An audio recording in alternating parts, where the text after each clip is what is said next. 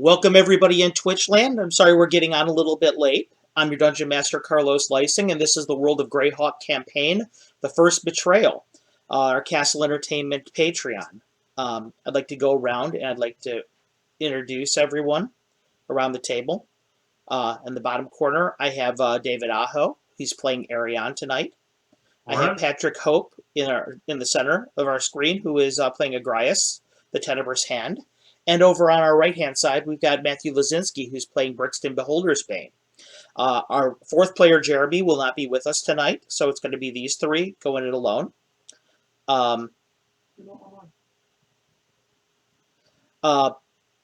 So before we go ahead and we begin, let me go ahead and do some administrative stuff. For those of you who are out there who know, today was the sign-ups for GameholeCon for the Castle Entertainment games. My understanding is it was Bloodsport getting in those games. You're looking at probably about, maybe they were gone in less than 3 minutes from what I understand, the slots. But for those of you who got frozen out, don't panic. I'm going to be running a lot of offline games there at the show, so just get in touch with me. Let me know what's going on, and I'll make sure I can get you guys into the games, okay? So, without further ado, with that piece of administrative set. Oh, one other thing I'd like to add. With my players here in front of us, this is a good time to let you guys all know out there in Twitch land that there's going to be some opportunities going forward to get in games like this with myself and maybe some of our players over here. In September, Castle Entertainment is launching a program that we call the Castle Hawk Chronicles. Every once a month, I'm going to be doing a one-shot game that's going to be held in the free city of Greyhawk. The first of those games happens on August 19th. It's entitled The Sirens of Greyhawk.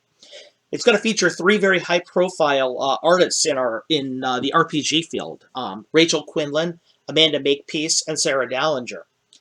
They're going to be playing the group that we call the Sirens of Greyhawk, three female bards. And that's going to tie in with the Patreon for this month, which the theme is Badass Women of Greyhawk. Those are three of the baddest women I know. They're going to be playing in there. But in the next months that come, alternating months, I'm going to be taking groups of people from the Patreon and groups from the non-Patreon. And whatever happens in this first session, the next game will tie into the end of it. So it's going to be kind of like a rolling campaign through the free city of Greyhawk. I hope that everybody will have a chance to play in it. I think it's going to be a lot of fun. Once again, all you have to do is let me know on Facebook or drop me a line at castlentertainment@gmail.com. Tell me you're interested. We'll find a way to get you in. These three guys are, three of my best players and best patrons, so they're going to be involved in it too. So you may get a chance to actually play a game with David or Matthew or Patrick in the future, which I'm sure is very exciting for a lot of you guys out there in Twitch land, who I'm sure you guys have already started to develop favorites in the crew. So, without further ado, we're going to go ahead and begin our game. When we last left the party, it was total chaos inside the mercenary inn. To recap slightly, Patrick, Matthew, and Jeremy had been going around town during the day, and as they were finishing up the recruiting people and doing some odds and ends, they found out that there was a group of people that were following them and were asking uncomfortable questions about them in the village of Caverick's Cove. They found out that supposedly a man with bushy eyebrows and a group that he had put together was kind of stalking them, and they learned that he was over in the mercenary inn. Some things had happened that made them very nervous about this individual. For example, he'd bought a bunch of tea that had a poisonous effect on elves, and with the whole group being comprised of elves, for the exception of Matthew, that was something that really scared them. Furthermore,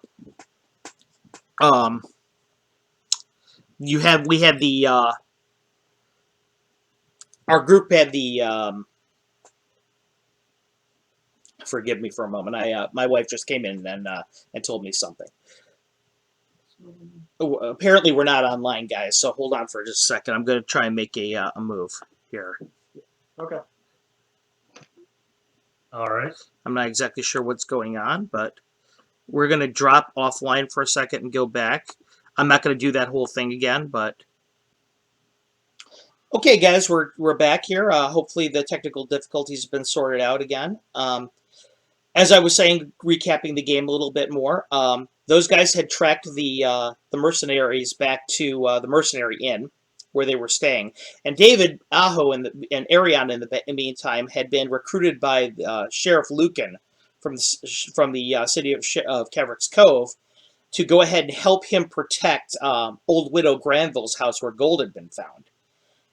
As he had done that, he had discovered that, the Old Widow's house had been attacked by a magi capable of casting fireball who burned the place to the ground. Arion and the barbarian woman Solveig were able to survive, as was the old widow, but the house was burned to the ground. He returned to Caverick's Cove just in time to find Matthew Brixton entering the window of the mercenary inn. So, as Agrias Brixton and Rainmar went upstairs to attack those people, they did, but one of their allies in the meantime, Herrick, was hurt very badly. They managed to kill the person with the bushy eyebrows and his men, but as they came back they brought him back to the room.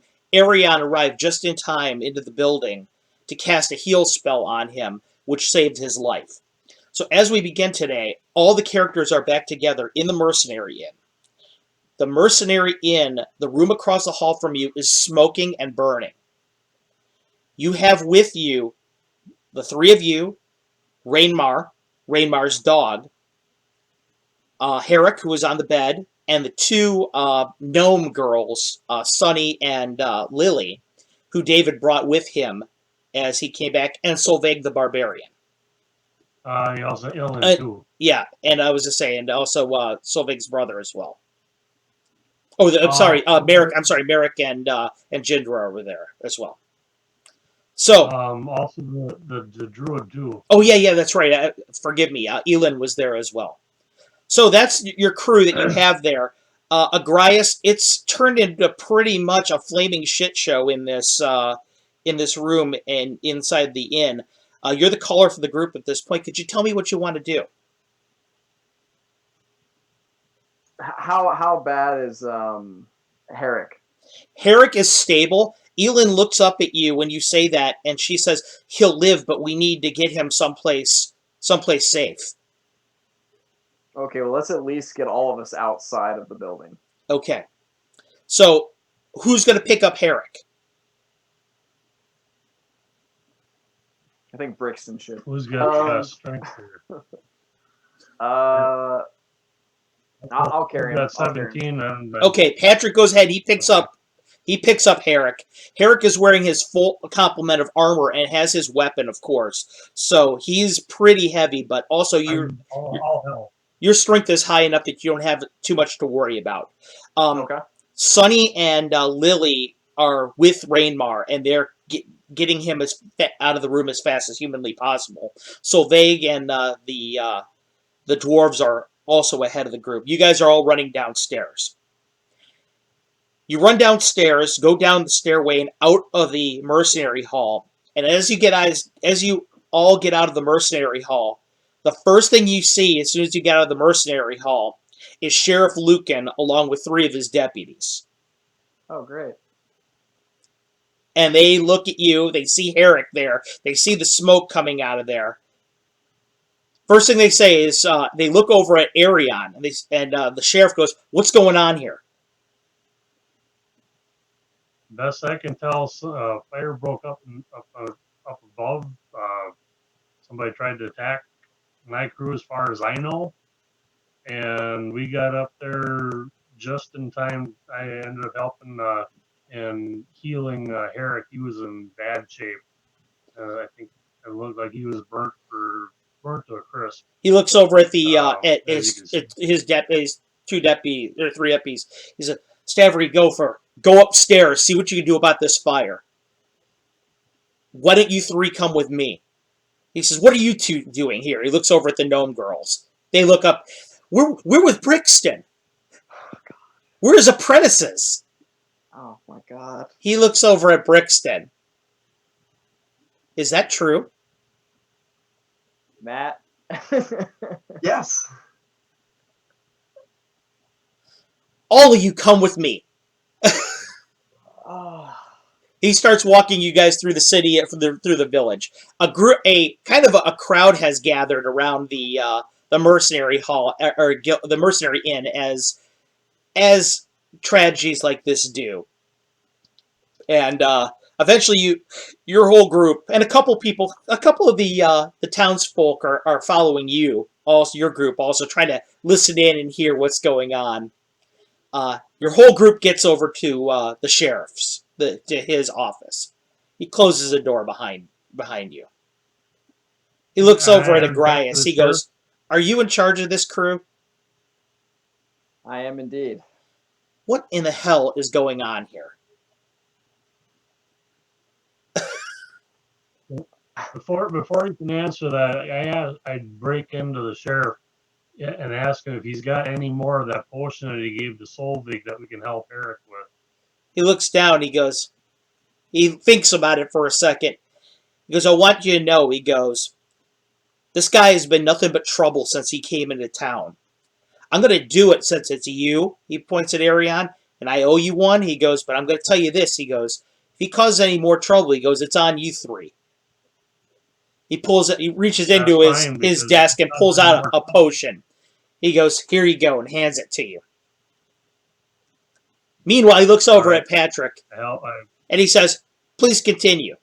I've got 75-year-old gnomes over here that I've got one of the most influential people here in the village. You're telling me they're now your apprentices. I've got a smoking mercenary in over there. I've got a dead body. I've got more than one dead body up there. Please tell me what's going on and why none of you should end up in jail for this." Can't catch me. Wow. If I just ghost this guy, are we able to make it out? If you were to kill the sheriff right now, you guys could probably make it out. And if you do that, I may have to do something to you too, because I've given him my trust. I think that's a bad idea. Okay, so I'm just gonna tell him that. Oh wait, I gotta go into character. We discovered these three went up and bought tea that is highly poisonous for elves, and we went to sit down with them, and they opened fire. They fired first. Thinks about it for a second. He goes, "Do you have any witnesses that they fired first?" We do not. "Well, what about this tea?" He says, "It hasn't been burnt. It should still be there." "Well, considering the entire mercenary hall the mercenary inn is in the midst of burning to the ground," he goes, "it's probably not going to be there anymore. Do you know where they got it?" Yes, they got it from the sisters at the laundry. Yeah. Thinks about it for a second. So you've seen that you actually have a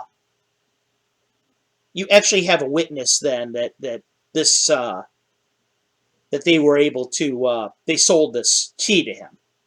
Yes, sir. And the thieves' tools at the blacksmith. Thieves' tools?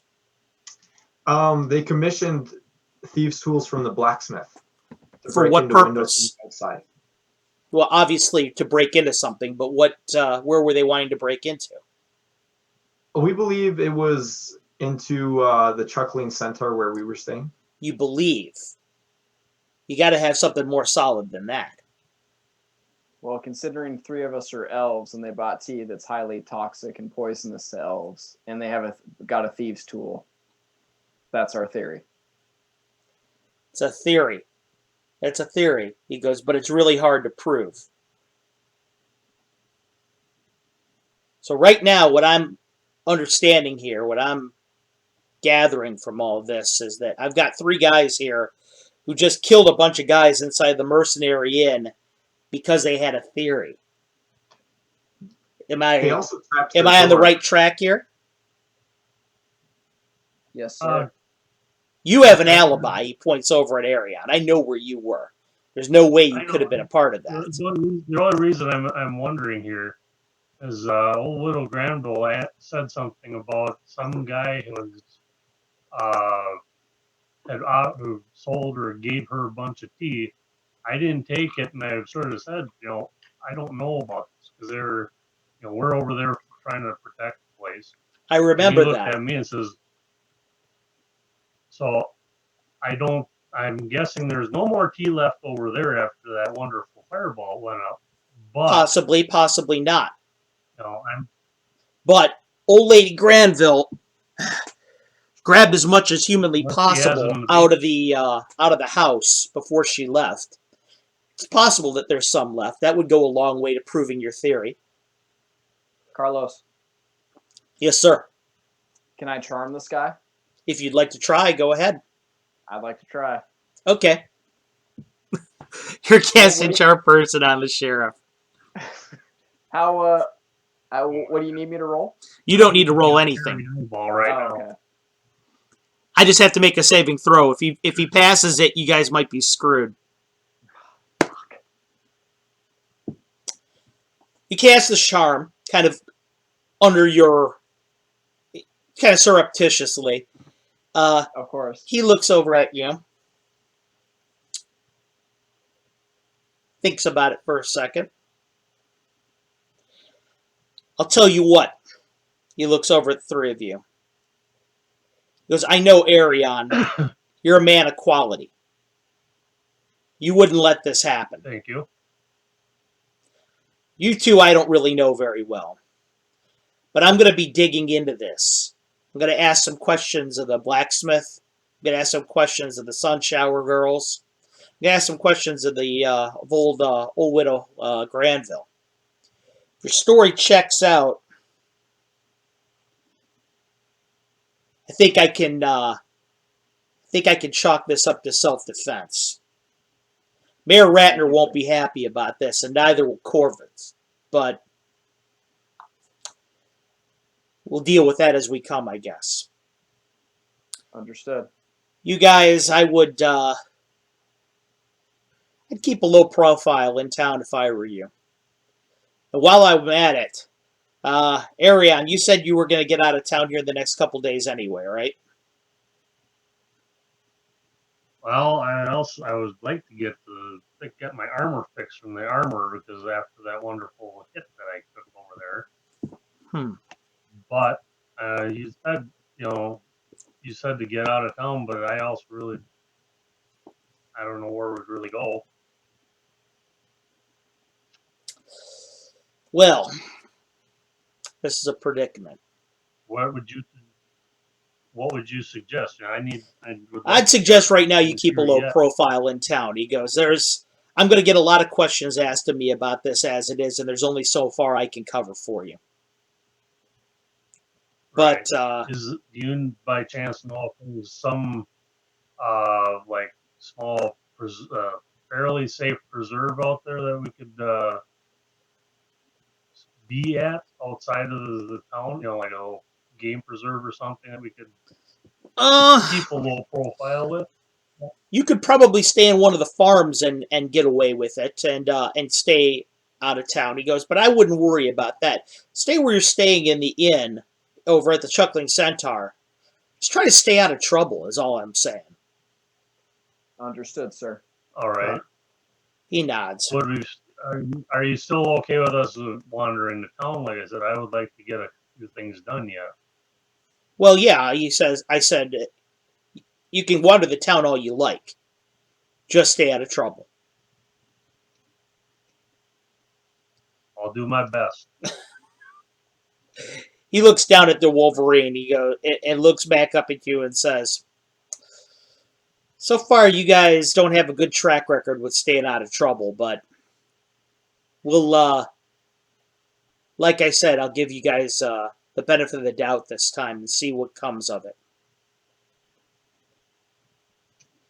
Try to, while you're at it, he said, you should think about when you're when you're actually going to be able to get out of town. Fair enough? Fair enough, Right. sir. Got it.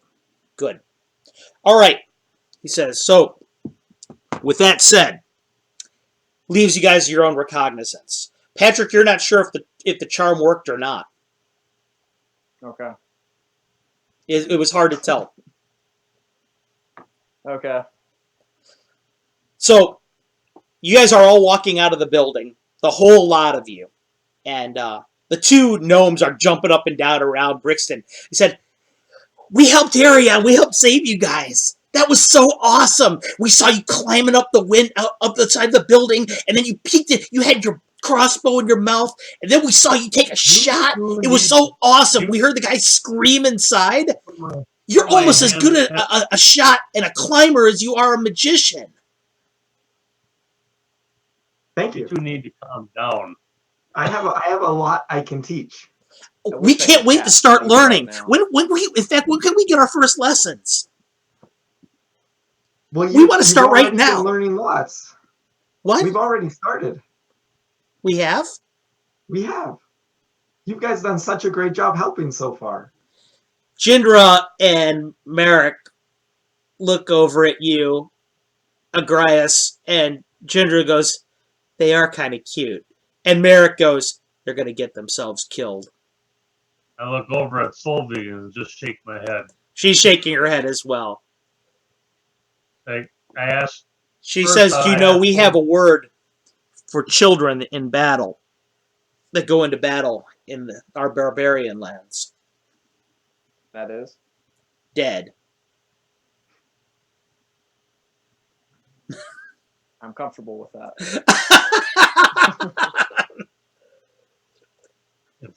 I looked at those two. If you two do not behave, your aunt is gonna know real fast. But we helped, didn't we, Arion? We did exactly what you said. We followed your orders. We went up there and we helped, right? Arion, they did such a good job. Why are you giving them grief?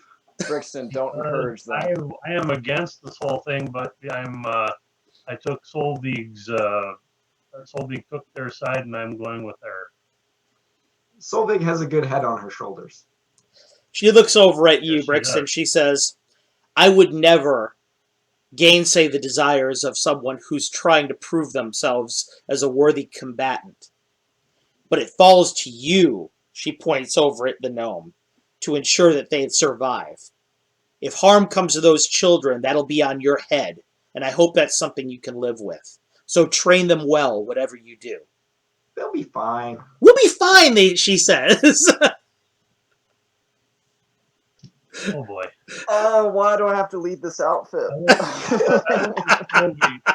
Jeremy put you in charge of this outfit. Complain to him. So, anywho, I look over at Solvig and say, "Do you have any did you get any major issues with your armor in our fight?" oh, nothing I can't work on when I get Because back. armor- Well, she thinks about it for a second. She goes, "I was going to say that it's nothing I can't deal with when I get down to the shore." She said that she looks over at Jindra and Merrick. She says, now that I think about it, I'm more concerned about the two of you. I know that myself and Elin have places to stay, but you two were staying at the mercenary hall, weren't you? Or the mercenary inn, weren't you?" They both nod. She's like, "Everything that we had's probably ruined." Merrick says, No, Brixton.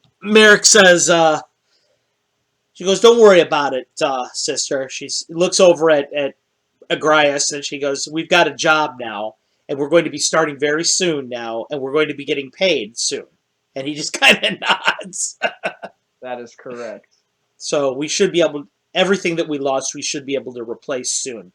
We'll have to think of a place to stay, but dwarves are a resourceful lot. Okay, what do you two want to do? She looks over, Elin says the first thing we need to do is think of what we're going to do with him. She points over at Herrick. I mean, he's stable, and I think he'll be, when he wakes up, he'll be fine, but we need to find a place for him. He was staying at the mercenary inn, too. Right. He can stay in. You were Go going ahead. to say? How close is this guy to death? Not at all now. He's actually, when he wakes up, he'll be sore and he'll be screwed up a little bit, but he'll heal very quickly. After David's spell and after that healing potion, he'll be good. Okay. Go ahead, Brixton. What were you going to say? Yeah, Brixton, So where's... we can just put him up in the Chuckling Centaur while we do our thing. Is he going to stay in one of your rooms, or is he going to get his own room? Seeing how he can stay in one of our rooms. I will, if worse comes worse, I will have him in my room because I can heal him if something happens. If something takes a turn for the worse. I thought you said Yeah, Solveig Mike. says that you couldn't trust him. She points down at him. You know, I also got a little help here that might like to gnaw on him if he doesn't behave either. So you're going to leave the Wolverine in the same room with him while he sleeps? Possibly, some either that or we get another room for him. I don't care one way or another, but I'm just saying if I need to, I can heal him later. By this Okay, time, you what guys do have you all do? arrived at the Chuckling Centaur. Your whole What's that? group is there. Time to make a decision. Since I recruited him for that little venture, I'll put him in my room. And if he does something untoward, Solveig says, he can be sure that we'll all enjoy retribution on him. Yes. All that rage. She goes, I have nothing to be enraged about yet. In other words, Grace, you're saying take a number.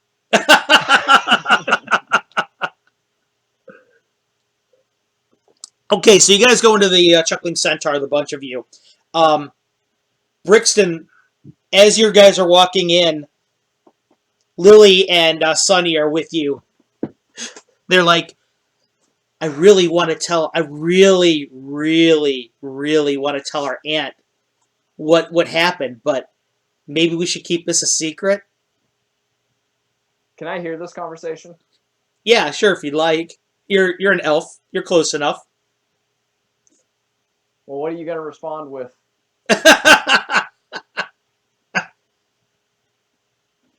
well, Better be good. I feel like your aunt deserves to know. They nod. It was Well, a grand story. when we leave, they're gonna think when we leave, they're gonna think we ran away otherwise. So it's probably a good idea. Yeah, you should tell your aunt. First sensible thing I've heard him say. Okay. Well, do you want to be there when we tell him? When we tell her? I think this is something you guys need to muster the courage on your own to handle this. It's part of your training. He will be there with you two when you two decide to tell your aunt. Well, let's do it right now. Yeah, Grice, let's do it right now. Why don't you come with us? We can all be there. They're your apprentices. You're responsible for them. We'll go get her right now. And they run out behind the bar, both of them, giggling. Carry on. Help me carry Herrick. Okay. Brixton's on his own with this one. Still makes you, right? Yeah. Brixton, Arion, Solveig looks at you and says, "Actually, I'm going to sit in the corner with an ale. I want to watch this." Well, we can just have the meeting in the corner. Oh no, I didn't say I was going to take part in it. I want to watch this. So do we, Right. Jindra and Jindra and Merrick. So do we. I tell her, order me one too. I'll be right back. Brixton, you can handle this. You sucked back 4 brandies. I believe in you. So you say that just as you are leaving down the hallway. The rest of the party is starting to spread out in the tavern area of the inn. And they're just kind of all watching to see what's going to happen. Meanwhile, Arion and Agrias, you're carrying Herrick back to Agrias' room. Brixton, in about 30 seconds later, the girls come running back. They're holding Melindra's hand. Both of them, they're pulling her out of the back. She looks out at oh my, it looks like we have a full tavern. She goes, girls, why don't you why don't you get the start taking some orders? They nod and they start running around to the different tables. Melindra comes over to your table, Brixton, sits down, and she has all bright-eyed and smiley. She sits down and she says, my nieces say you want to tell me something. Something important.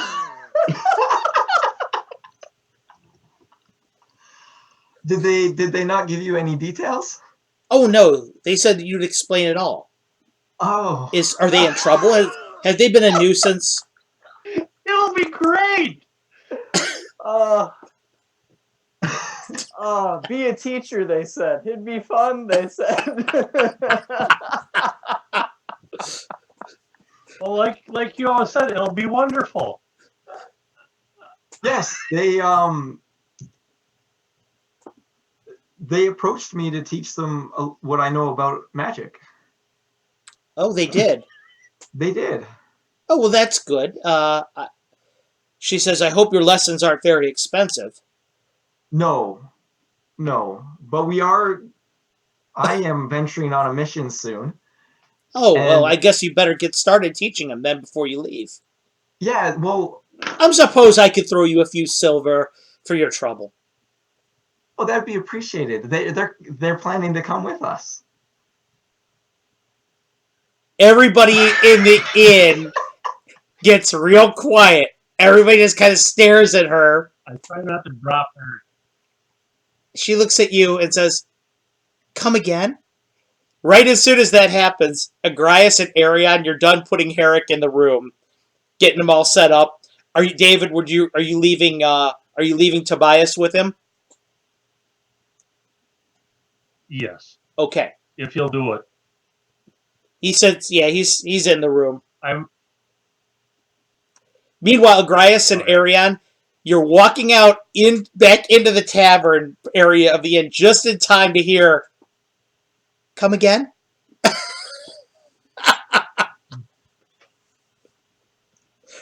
Oh, it's Lily and Sunny Well- come walking up to you two and say, would you like something to drink? Brixton's just about to tell Big our one. aunt what's going on. David, you're gonna get mail? Huh? You gonna get mail? The biggest ale I can find right now. I'll have some tea, please. Very good. We'll go get it for you. We'll make sure it's not that nasty tea. Okay, I'm gonna walk up to Brixton and what's her name again? Melindra. Brambleberry. Lindra. And I'm gonna ask if it's I'm gonna look at Lindra and ask, may I sit here? Oh, no, go right ahead. Your friend was telling me that you're leaving town soon. Oh, perfect. Go ahead, Brixton. Yeah, we're leaving town soon. She nods. And I figured it's a great way for apprentices to prove their merit is on a first adventure. You think you're going to take my nieces on an adventure with you. Do you No, realize that they're no. only 77 and 75 years old? No, I'm not taking them. They're coming with. I mean, they've been following me around town since I almost got- invisibly puts up an ale on top of in front of or tea in front of a grass and then leaves. Arion, I mean, with Sonny your comes permission, back of course. with his gigantic mug that looks like it should be made for an ogre. Yes, full of ale. This is a simply lot sip to my take tea, holding in, back a Brixton. smile. Here's She says, you're going to get those two girls killed. You know that, right? No, not at all. Oh, really? She says, well, let me tell you a little something. She says, before I bought this inn, I was an adventurer myself. That's what paid for all of this. Do you know why I call it the Look at Chuckling that. Centaur Inn? Because one of my best friends happens to be a centaur. She's always laughing. Do you know why she's always laughing? She's always laughing because the adventuring group that we were in together, people get killed. We started with 12. It's the two of us now. She laughed because she didn't want to cry.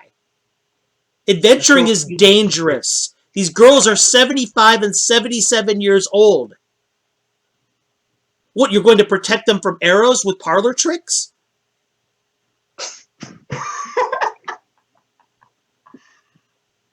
No, it's Or let me well, guess. it's Let me guess. Instead, what you're going to do is when the ogres charge at your group, you're going to stand in front, and your friend over here is going to cast sleep on them, and then you're going to take all the credit for beating them, so that my nieces can idolize you even more. Yes, I know what happened.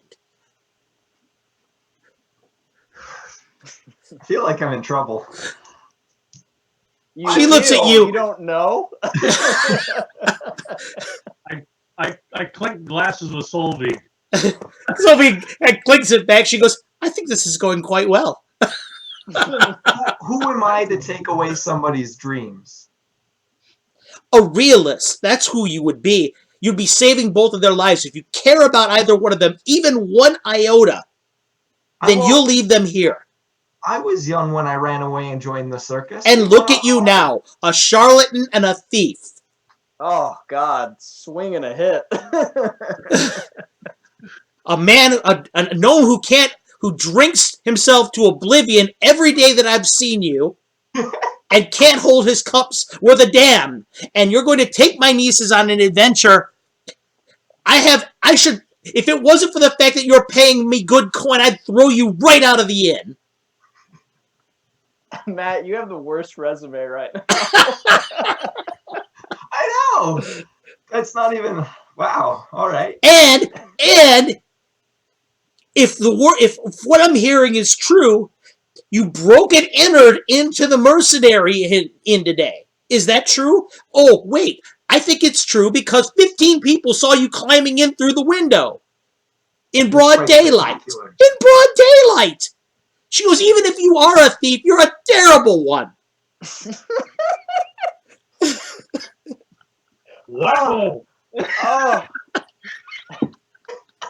the boss is defeated. Killing blow. Oh man. You want a whiskey for that one? Gendra and Merrick. Climbed up to the window in broad daylight. Oh, I forgot it was daytime. Gendra and Merrick look at each other, look over at David. Gendra goes, what's up for cup? Matt, Well- just suggest she comes with us. Lily and Sunny come bellying up to the table finally. They're kind of slinking up. They're like, but Aunt Melinda, we really want to go with him. Matt, think about it. She saw me cast sleep on the dwarf. See, I didn't even realize that was in this bar. I don't know. It wasn't in this bar, but you're talking to somebody who is probably one of the most informed people in Caverick's Cove.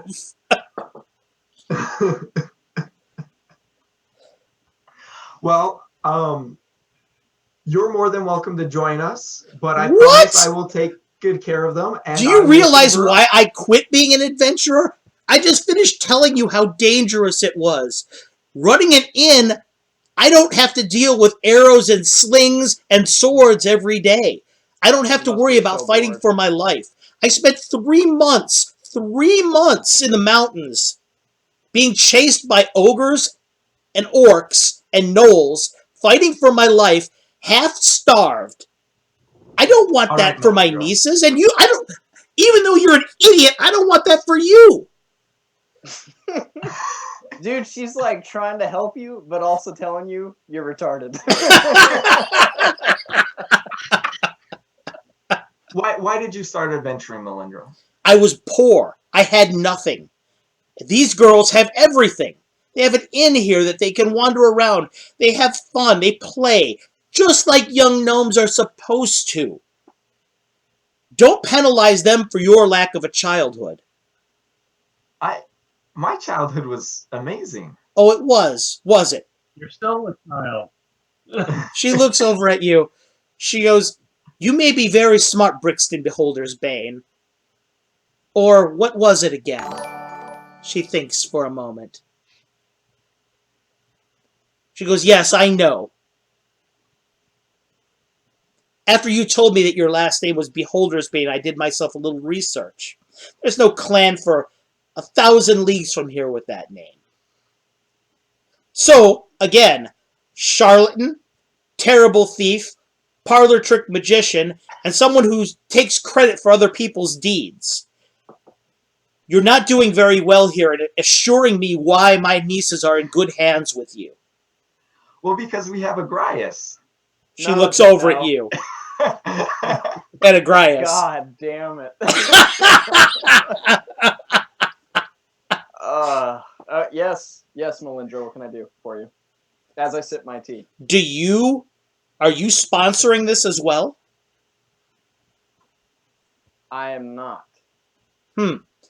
She looks over at you. She goes, as the leader of this fellowship, she looks over at you. She says, it falls to you to make decisions for the group, does it not? It does indeed. This would be a good time for you to practice your leadership, she says and nods. You should forbid him from having my nieces killed. Your nieces won't die. Oh, indeed. I'm talking to him, not to you. Dude, she is on you right now. Well, he's been thinking of how to rein into me for weeks, I bet. Man, I didn't expect. I should have planned this. You should have, shouldn't you? Saw this coming. She says, Agrias, she says, from what I understand, you're a member of a very prestigious order of warriors. Me too. She looks over at you. Dude, you gotta say when you're not in character, man. She looks over at you. She says, adults are speaking. She looks back at you, Agrias, and says, as a man of honor, as a man of quality, you know what you must do. And looks over at Brixton. She says, and that's all I have to say about this. And she looks over at Sunny and Lily, and she goes, you two you're so grounded you will never see the light of day again. Get back in the kitchen and do dishes. Don't blame them for... She looks over at you. Oh my God, Matt, stop talking. Dude. You have more to say. You have more to say still. No, not right. Then shut up. And she gets up and walks away from the table. Like a deer in the headlights.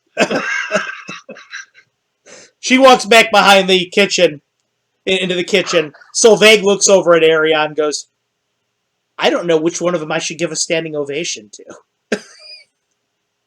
I need a whiskey. Well, you're going to have to get it yourself. I think the girls are otherwise occupied.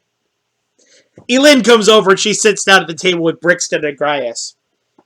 She looks over at you, Brixton, and says, I'm surprised you expected a different outcome. I mean, she shrugs. You knew she'd be protective of him. Pardon? You knew she'd be protective of them. Oh. Yes. But are you, is the question. Are you protective of them? Well, I don't want my apprentices to get hurt, no. No? So what you're going to do is you're going to make sure you sneak them out and take them on the road, right? Well... Right. Well, nothing. That's a good idea. Don't do it, she says. I know you're thinking about it. I thought that was a great plan. No. You're not going to come up with the plan. You're not helping me? I know you're thinking about it, and that's why I'm here right now. I'm nipping this in the bud while we can. Don't do this. We need all the allies in Caveric's Cove we can get.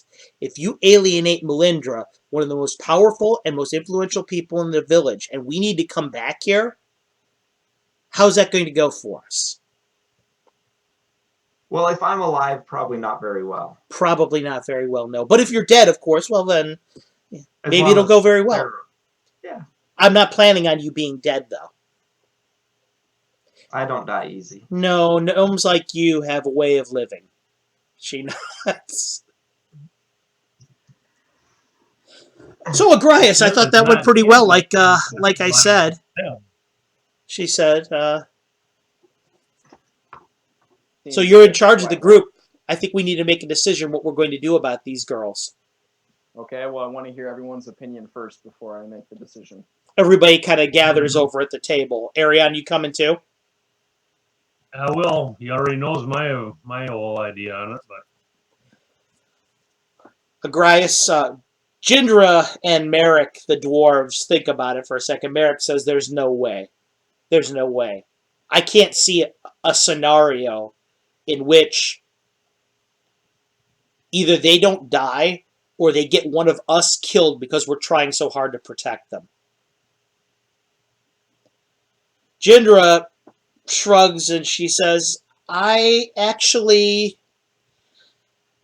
persuaded a bit by what Brixton said. She says, everyone starts somewhere, and perhaps this is their fate.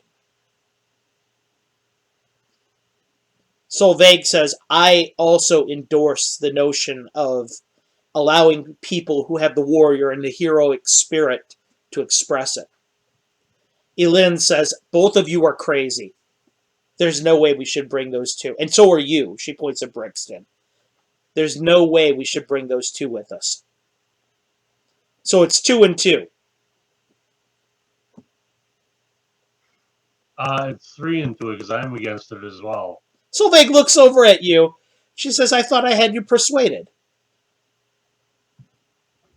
I said that it's not on my head anymore. I don't like it, but I'm going with it because you persuaded me. Fair enough. I don't like it. That's Well, unless both of you two agree, then the majority says that they should stay. Brixton, just because we already know your opinion doesn't mean you shouldn't speak. I'm just watching this all unfold. It's my turn to watch now, right? What about Solveig's brother? Whatever, I can't remember his name. Solveig's brother is Einar, and Einar says, he thinks about it for a moment. He says, Vatun would wish them to have an opportunity to prove themselves. I don't think it wise, but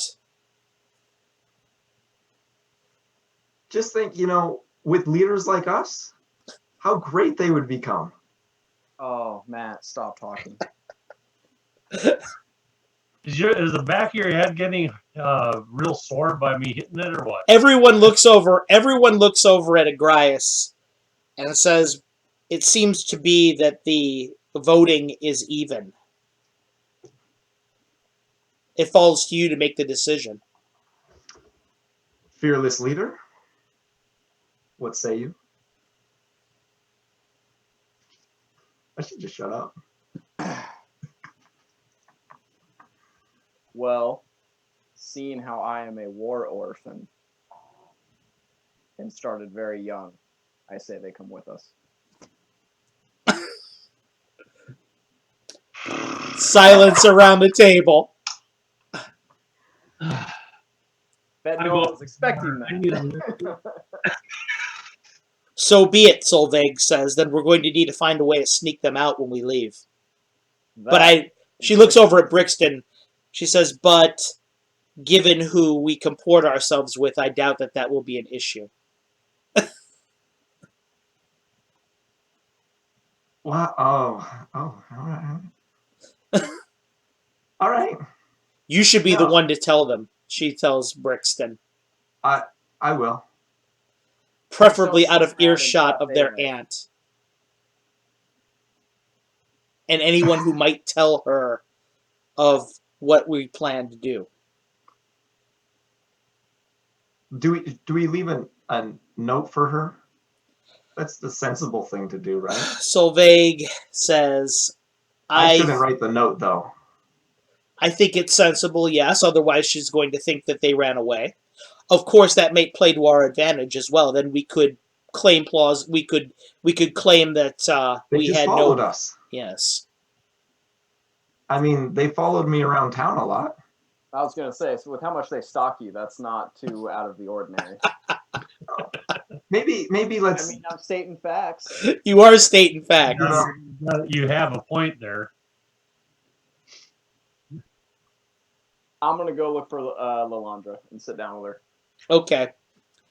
You're going to go behind the bar then and into the back? Yeah, Me? find her. Okay. Oh. Brixton, you guys watch Agrias stand up and he walks around behind the bar.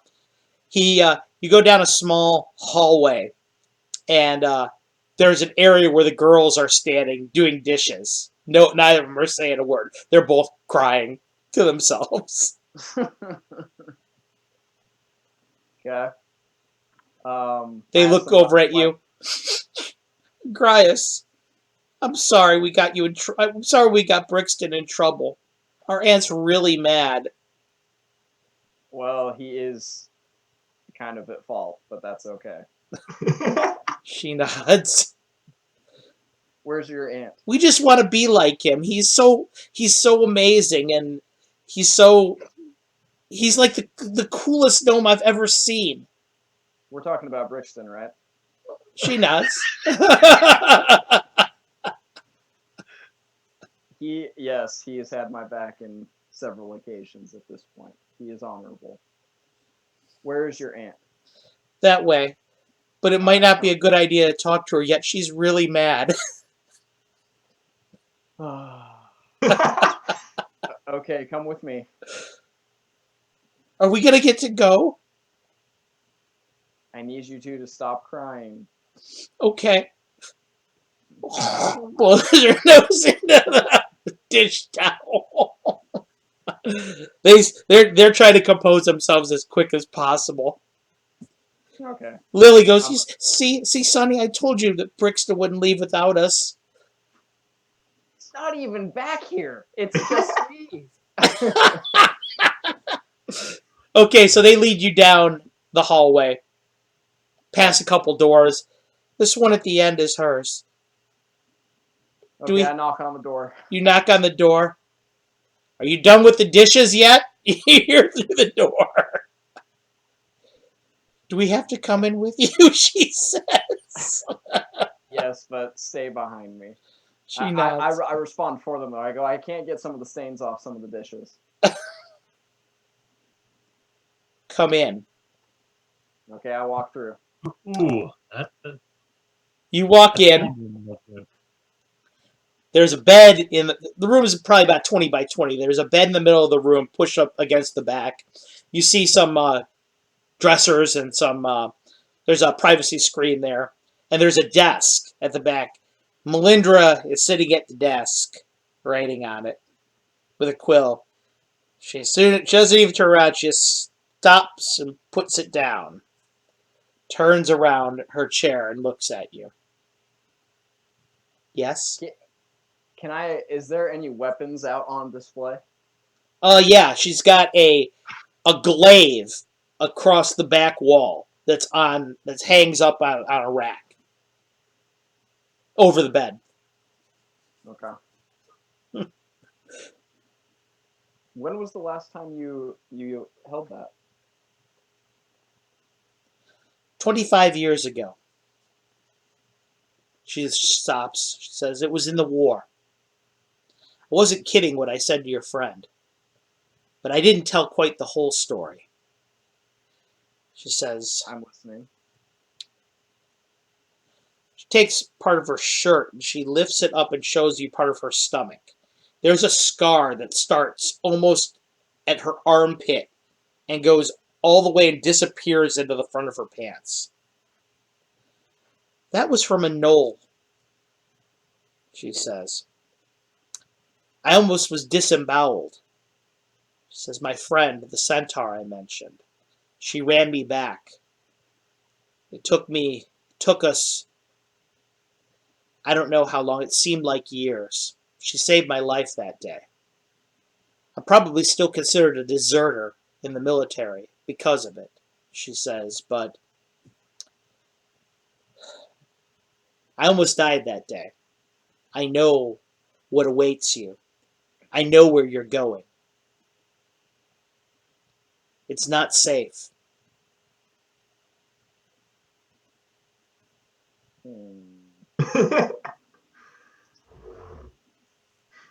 Bandits, orcs, gnolls, who knows what else.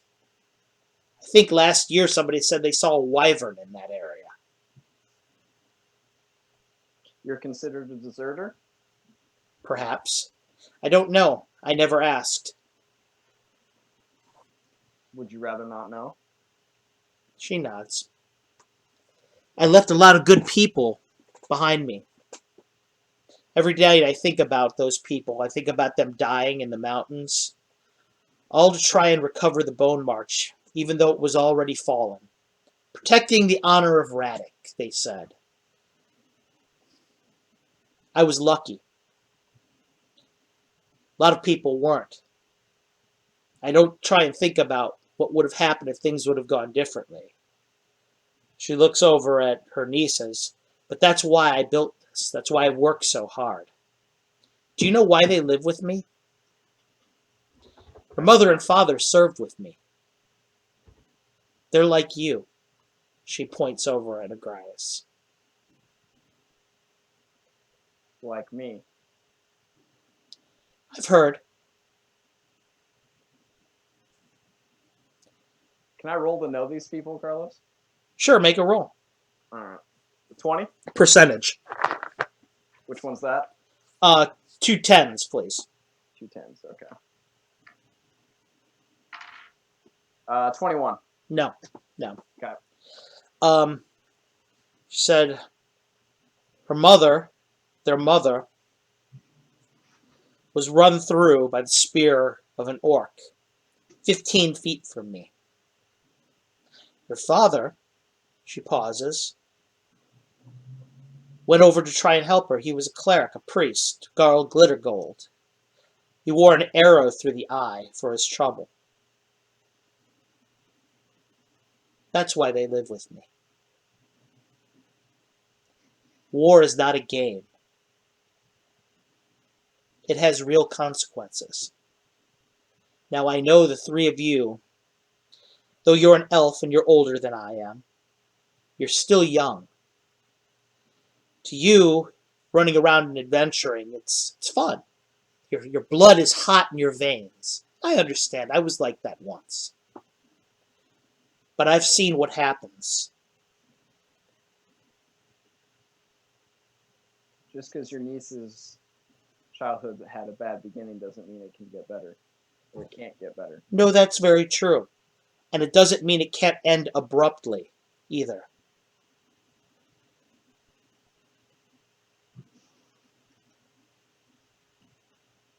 I guess there's no point in asking you to come with us. No, she says. My injuries. Do you think I would not have gone back if I could have?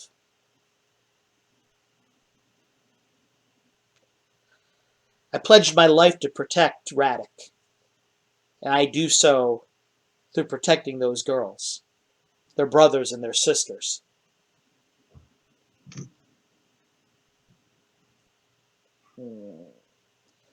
Lily just says, though, but maybe we can be like Mom and Dad if Brixton shows us how to fight. We can, except we can, we could be like you and we could, I don't know, we could protect Radek too. That's all we want to do. We like Brixton, but you were a real fighter too. Remember all the stories you told us? She sits back.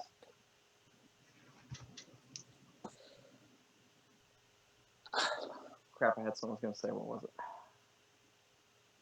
Looks over at Agrias. Says,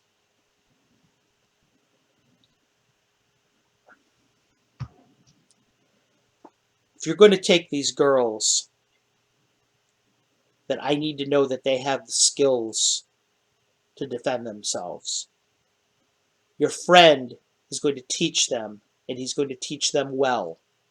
He's not going to teach them how to crawl up the side of a building in broad daylight and get seen by 15 people and ham-fistedly murder a bunch of I don't know what.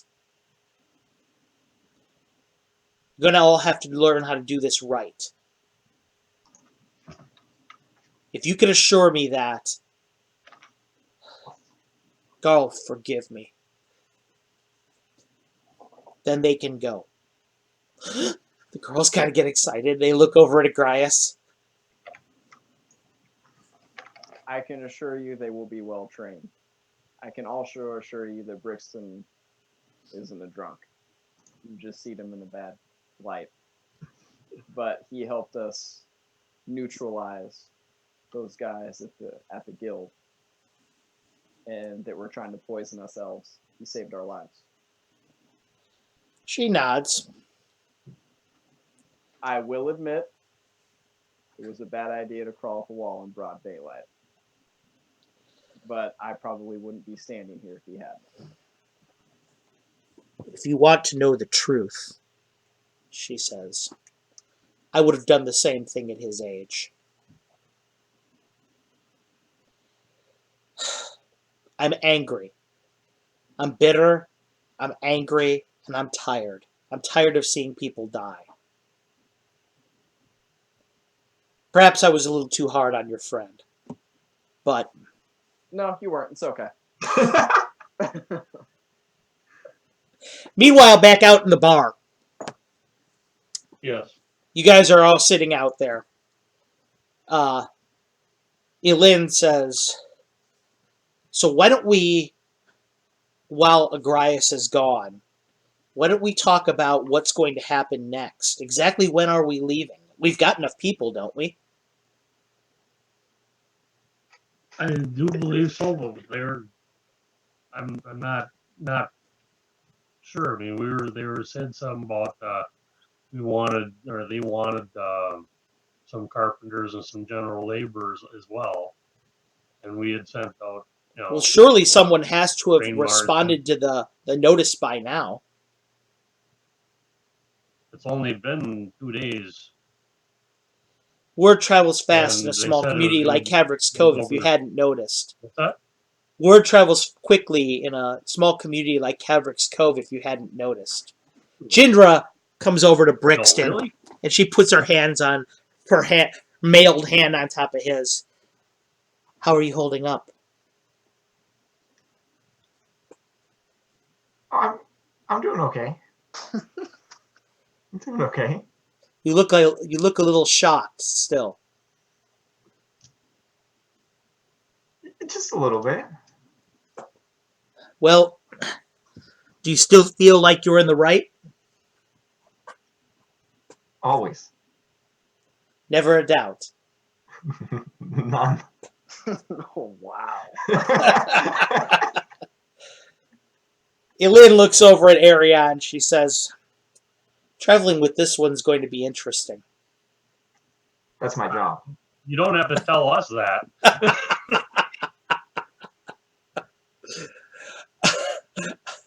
Agrias, you end up leaving the back room with Lily and Sunny in tow. You've given Melindra your pledge, your solemn word that they're going to be trained and they'll be well protected. Brixton, Ariane, the rest of the group, they come walking out of the back. The two girls and Agrias. Agrias is still alive. Doesn't look like he's marked up at all. What are you going to do, Agrias? I'm going to sit back down and have like a little bit of an awkward silence. Uh-huh. Can I? Sure. What's up? I'm gonna say, I knew you'd pull through for me. Yes, they're coming with us. Did you hear that? Did you hear that, Sonny and Lily? You're like, he was amazing back there, Brixton. He really stood up to A&M. I mean, he's a lot taller. Well, that doesn't mean anything, though, you said. Not at all. Remember when we were over at the tavern, you said that it didn't matter how tall you were. When you were drinking against him. Which You guys reminds have me, Merrick says. You have a fond memory. This is gonna be great. Which reminds me. What's this I hear about a sleep spell? Who Don't said? look at me, Brixton. I don't know. Hmm. That's a good question. Yeah, that is a very good question. He says, Maybe someone cursed the ale you were drinking against Brixton. maybe they did. He Maybe. looks over at the three of you. If that part's not important. We're all a team now, the girls say. And Brixton, we need to get our train started right now. Right now. Right now. We want to learn how to fight with swords like you and your little crossbow and cast spells, and it's gonna be awesome. I need a refill. Brixton. Go get him a refill, Sonny. It's your turn, she says. We got monkeys. It's great. Oh my god. Lily, she runs back behind the bar. Do you guys have any equipment, gear? No. They will. You hear a voice. Turn over. Melindra's standing there. We're going to go school shopping today, girls. I love shopping. I'm You are going to have no part of it. I know what they need. You're responsible for their training. I'll purchase what they need. Matthew, why are you talking? Why are you talking? Don't think just because I agreed to this nonsense that I see you in a better light. She looks at you. Well, it sounded like broad daylight, actually. Shakes her head. Solveig looks over at Arion. Is it? I thought you said he wasn't always like this. I Not don't when know I'm about drunk. always, because I've only known him for probably less than a week. You never said that. Brixton. As I was saying, girls, we're going school shopping. Come with me. Your brothers are going to have to run this place. Don't do anything stupid while I'm gone. She points at Brixton and walks out of the inn. Well done. You didn't say anything. He must have listened. Lynn says. For once. Don't do anything stupid. All right. So you're in the inn by yourselves with the rest of the team. What are you gonna do? I need to get my armor looked at and repaired if need be. Well, why don't some of us go with you to the blacksmiths then? Maybe Agrias, the rest of us could go see if anyone's responded to the ad for laborers. Okay, I'll need- take Brixton with me. Arion, the the dwarves and Solveig and her brother are going to go with you. So it's basically Agrias, Alright. Brixton, and the druid Ilin, and the rest of them are going to go with Arion. We'll start with Arion for right now. Oh, Yeah, go ahead. before I go, is the druid? I'm worried about Herrick. Oh? You think he might cause trouble? Agrias is. Well, no, because he's still recovering, but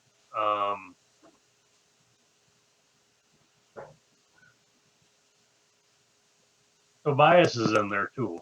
So So you'd like me to stay behind then and watch those two? Could be, and if it, I would like to be just a idea I want to put past you. If do you know a way to somehow be able to speak with him directly? I don't know. Who, Tobias? We worked out hand signals. Yes. I can't speak with him directly and ask her to talk back and forth. Well, I think he's smarter I'm than looking for something. I think he's smarter than Herrick, but I should be able to I should be able to communicate with him. Yeah, I'm sure you will. I'm looking for one for myself though too eventually. Oh. So if you know of anything. Well, I could cast a spell on you to do that.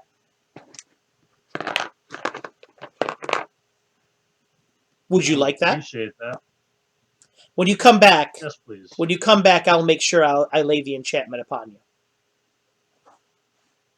Thank you. So Arion goes ahead, and with the rest of his crew, Ileana's staying behind. So it's only Agrias and Brixton going over to the Mercenary Hall. Okay. When you guys go to the Mercenary Hall, I'm going to start with them actually now instead. Agrias and Brixton, you guys go to the Mercenary Hall. It's really not that far from the inn. When you get there, Corvus is there, and he's looking at you two very intently as you walk in the room. Because we burned down his hotel. Yeah, I'm sure we're his favorite. Welcome Okay, back, so boys, he says. Hail, hail. Anything interesting happened today to either of you fine folks? No, just an ordinary day. Oh. Well, let me tell you, something interesting happened to me today. I just got some information that there was a fire at the Mercenary Inn. Really? Oh, it comes as a surprise to you, hmm? News travels fast around here.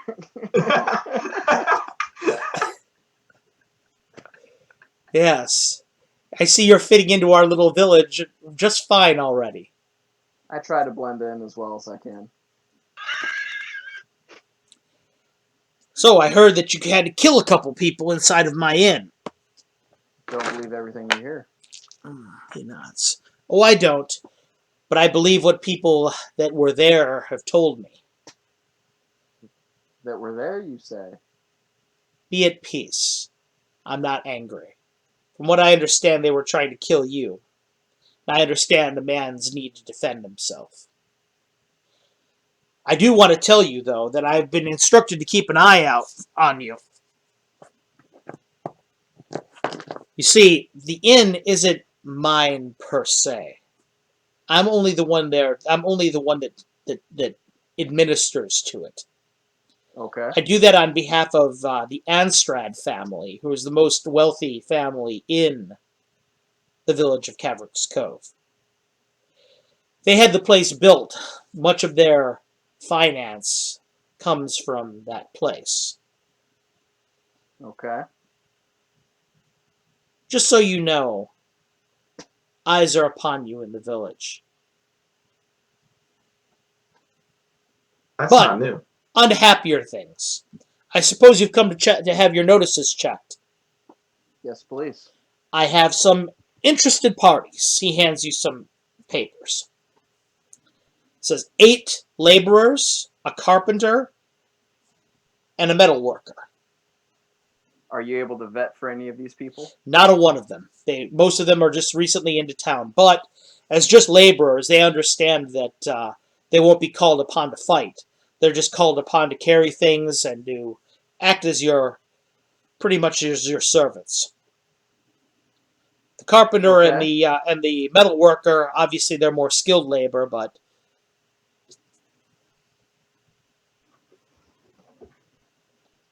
Okay. shall I have them report to the inn to speak with you? Yes, please. I'll do that. How's Herrick? He's great. Oh, good. Says he doesn't Not have scratch. a gaping hole in his chest anymore, does he? Oh, of course not. Yeah, he's fine. Oh, good. He survived then. Yes, and got his gold. He did. Huh. He nods. Well, that's good, he says. Just so you know, part of being a mercenary here in the guild is that if you ever have a problem with the job that you're on, you can come back to us for recourse. So, not that he has any of next of kin or anything like that, but if he were to get killed and it was unjust, for example, if you would have backstabbed him or double-crossed him, and he had a widow, they could come to me, just as your next of kin could come to me if there's a problem with the Everin family. But you shouldn't have to worry about that. Glad to hear it. I'll let you know if there's any more interest. Thank you, sir.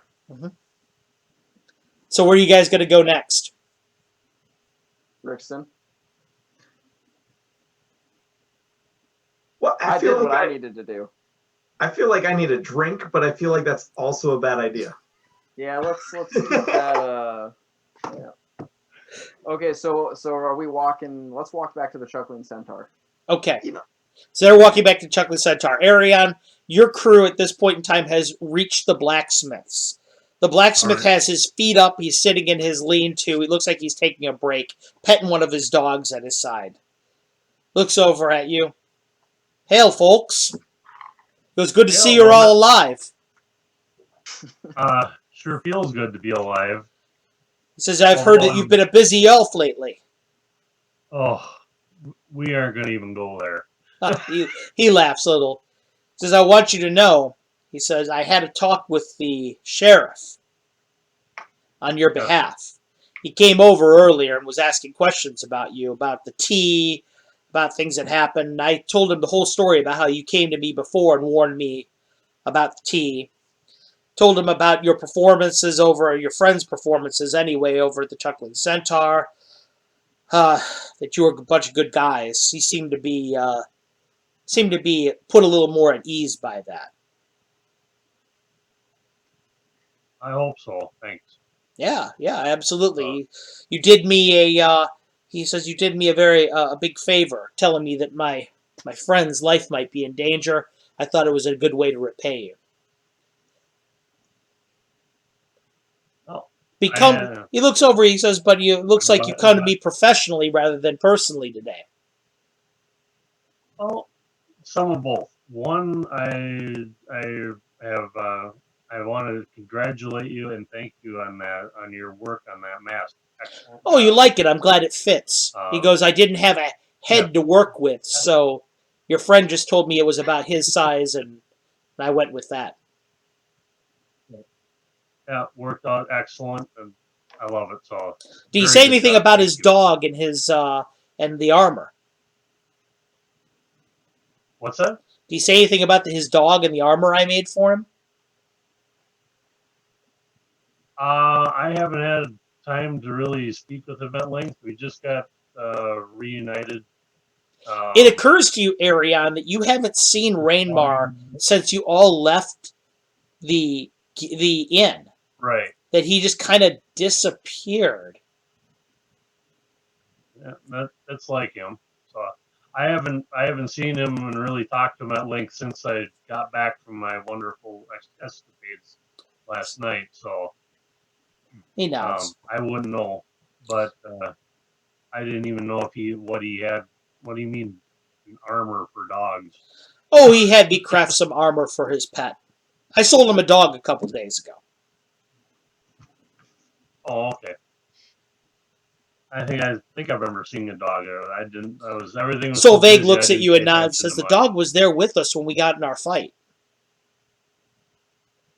Oh, that's what I figured, but like it was fast enough. So, but as far as the professional thing, I'd like you to take a look at my banded armor. I took a big hit, and I. Oh, you sure did. He goes, look at the shoulder. Oh, that's a tough one. I should be able to have it fixed here in the next day or two. Ooh. Do you have anything that could replace it? Oh, you'd like to buy a new set? Oh, yes, I could sell you a new set of banded armor. Take this one in partial trade. He nods. That would be acceptable to me. He says, why don't we call it 30 gold, and I'll get you a brand new set of banded. All right, we can do that. Come back later this evening. I'll have it sorted out for you. Are your friends going to be playing at the inn tonight? They could, most likely are. I haven't talked to them about it, so I'm not really sure. He nods. Well, then I'll tell you what. I'll bring it back to the inn when I'm done with it. Says, I don't. Right. He goes, Taniri really enjoyed their performance the other day, especially your friend with the guitar. So we'll be back to listen to you again, and I'll bring it back then. All right. Thank you very much. Okay. Agrias and Brixton. You leave the You left the mercenary hall. Where were you going? Oh, you're going back to the Chuck and the Centaur Inn. I asked Agrias how the conversation with the ant went, with Melindra went. You're on your way back. I made a pledge that they would be well trained and protected, but that does not mean they'll live through it. Being protected and being alive do not mean the same thing from the order I'm from. Understood. Matthew, make me a percentage die roll, please. 11. Agrias, you're sitting there, and you're talking to Brixton, and you notice something really weird happen. His eyes turn bright blue. Blue as the ocean. Brixton, you're having, all of a sudden you have this weird sensation of being very deep underwater, but surfacing. Are you okay? Can I can talk or what? Yeah, you can talk. I You can feel the cold ocean water all over your skin. You sense the pressure changing as you're surfacing. The light is starting to change and dilute from above you. I need to go to the water. Do you want me to go with you? You can. But I'm going. I'll accompany you. Okay, so you guys begin to go towards the The east gate, right? Or Yeah. the east gate where the docks are. In the meantime, Arion, you're leaving the blacksmiths, and Agrias and Brixton are walking down the road towards you. I would like to get over to the sundries. There's a few things I want to replenish and Make me a buy some percentage more. or a six-sider, please, Arion.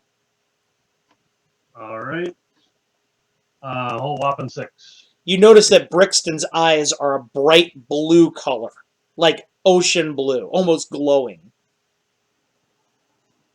as you're walking towards him. Knowing what his color normally is, do I have any inclination or You don't have any idea what's going on. You just know it's weird. That's not new. Okay. Well, he's weird. He's weird anyway, so I'm gonna just let it go at that. Okay, so you just pass him by when you're going to the sundries then. Agrias and Brixton, Good luck with what you're. you go down the road and eventually you're at the docks. Brixton, the entire time that you're walking, that sensation is getting stronger and stronger. But you begin to feel more and more powerful as you get towards the water. Like you feel like stronger physically, more robust, like healthier. You feel almost like you're at home again, like someplace that you didn't know even was your home, but it truly is. And as you come closer and closer to the water, that feeling rises stronger and stronger inside of you. It's this profound, almost spiritual feeling. Agrias, you're walking with him, and you can't help but notice the change in his physiology almost. He seems like the color in his skin is better. It seems like his hair is shinier, like he's actually physically adapting as he goes towards the water. Brixton, what are you going to do? Are we near the water? You're getting very close to it. Do I see anything in the water? Make me a six-sider. Agrias, you too.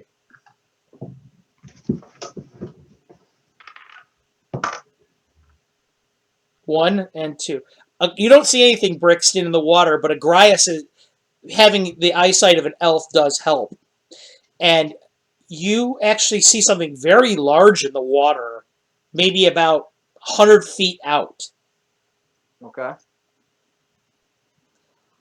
It's kind of, you see a shadow of something. It's long and like a tendril of some kind that shoots through the water. And it looks like it's trying to come close to the actual dock itself, to the pier at the end of the dock. Brixton, something's approaching the dock. Okay. Brixton, are you going to go to the end of the pier? 100%. Okay. Agrias, you going with him? Yeah, I have my hand on my blade. Okay. Agrias has his hand just dancing on the edge of his blade. Brixton, you get to the end of the pier and you're looking out into the water. And that shadow, that tenderly shadow, comes closer and closer to the end of the pier. It's so close now, and now you're starting to hear things, voices in your head. They're starting to meld with your thoughts to the point where you can't tell where one begins and the other ends. They're the thoughts that he's close, he's close. Does he notice me? Does he see me? Don't drink brandy. I have to get. He has to be able to see me soon. Can I jump in? You could jump in if you wanted to. Agrias, you gotta. You I'm gonna see do him. like one of those Titanic just flops. Agrias, All right, I'm pulling my bow out and drawing an arrow for. you see something to Brixton get just fall flat into the water. It stings all over when it hits you. It's bitterly cold, the water, and you start to sink in.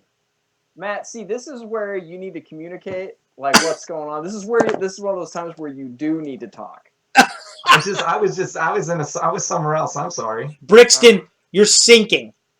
The light is starting to be less and less apparent from above you. Uh-oh. But something large brushes by you and kind of slides around and circles you very quickly. It's a shadow, a shape right now. The water and the bubbles are all around, so you really can't see it, but you feel it kind of nudging you up to the surface. Finally, you kind of end up almost astride it. Agrias, this is what you see. You saw Brixton fall face first in the water and sink. Slow down into the water. And then suddenly out of the water, this shape explodes upwards. Brixton is on the back of what looks like a horse. A pure white horse with gills kind of on its neck. Its arms, its forelimbs are kind of like a horse's forelimbs. And it has a tenderly scaly tail that it uses to whip through the water. And it kind of pushes up a little bit, almost like a dolphin, how it dances on its back tail to keep itself out of the water. It rears its head back and lets forth this weird kind of neighing sound that's like, it sounds like a cross between that and the tides crashing on the shore. Make me a 20-sider.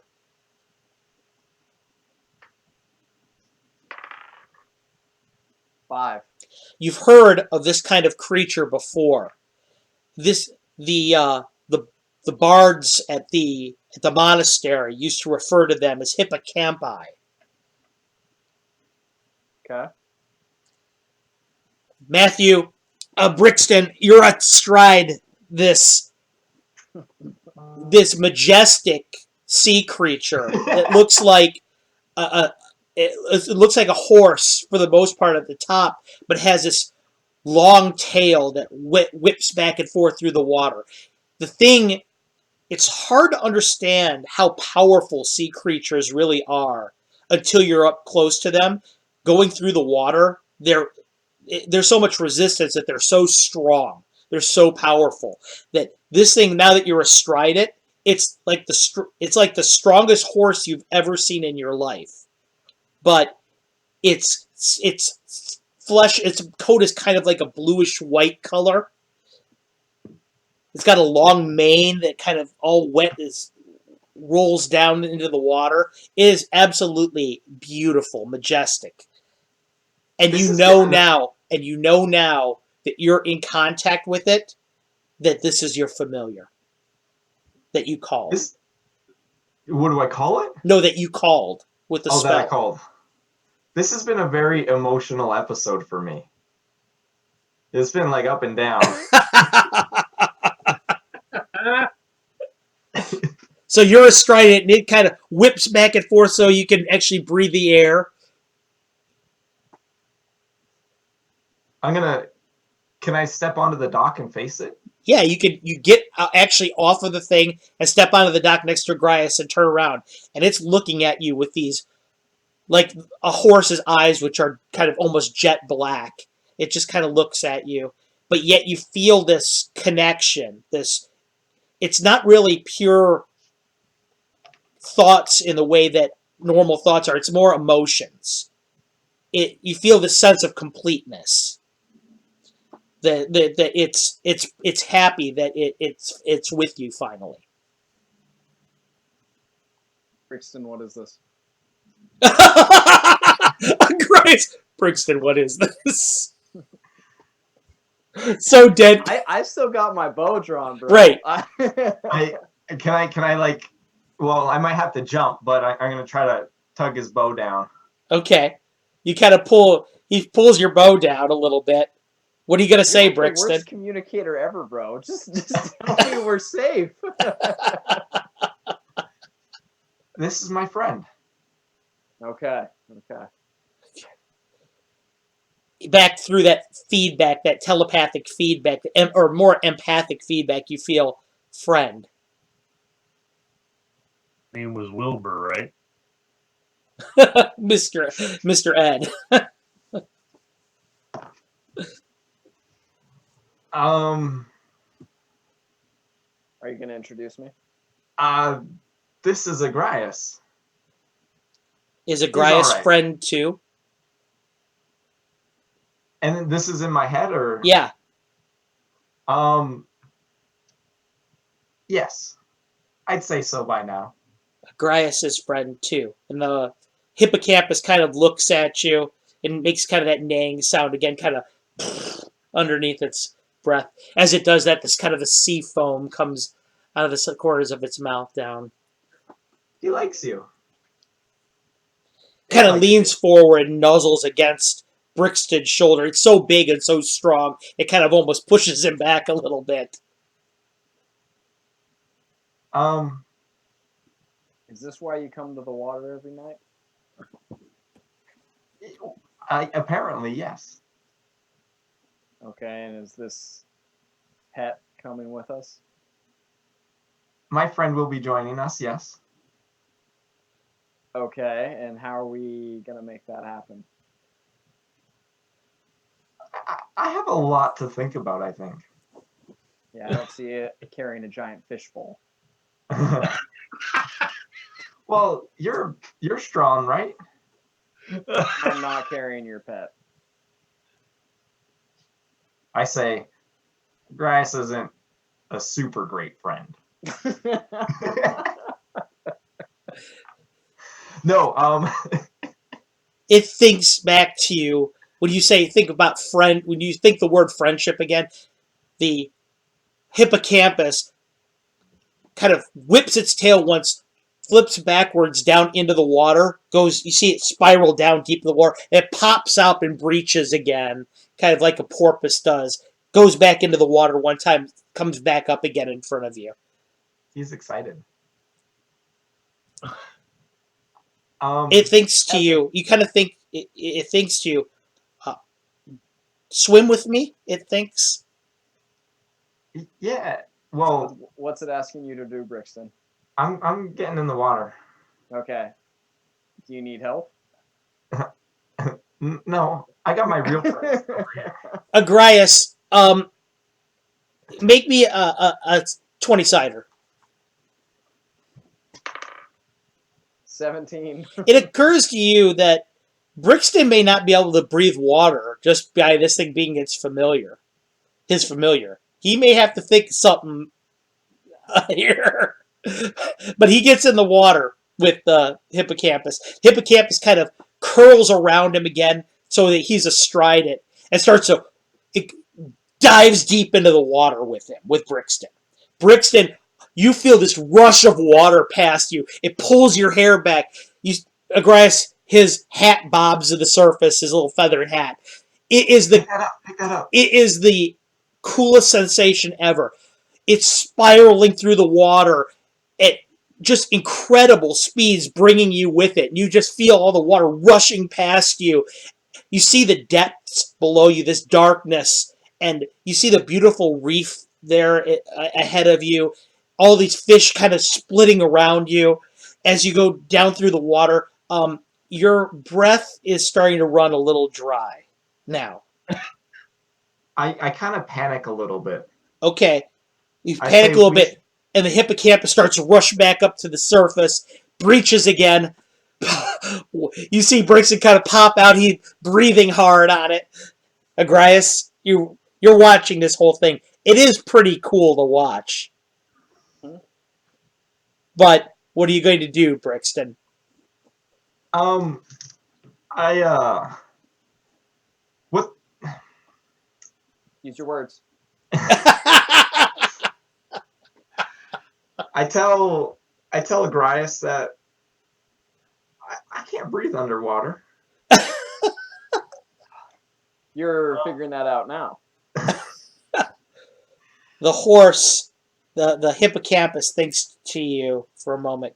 I was It doesn't quite understand that you can't breathe underwater. It can't quite put it together how that works. Brixton, yeah. I've noticed something about you. You don't think too far ahead, do you? Not at all. You just kind of go with the waves. Kind of as far as my shadow reaches, which if you notice how tall I am, isn't very far. Yeah. But I have an idea. I'm listening.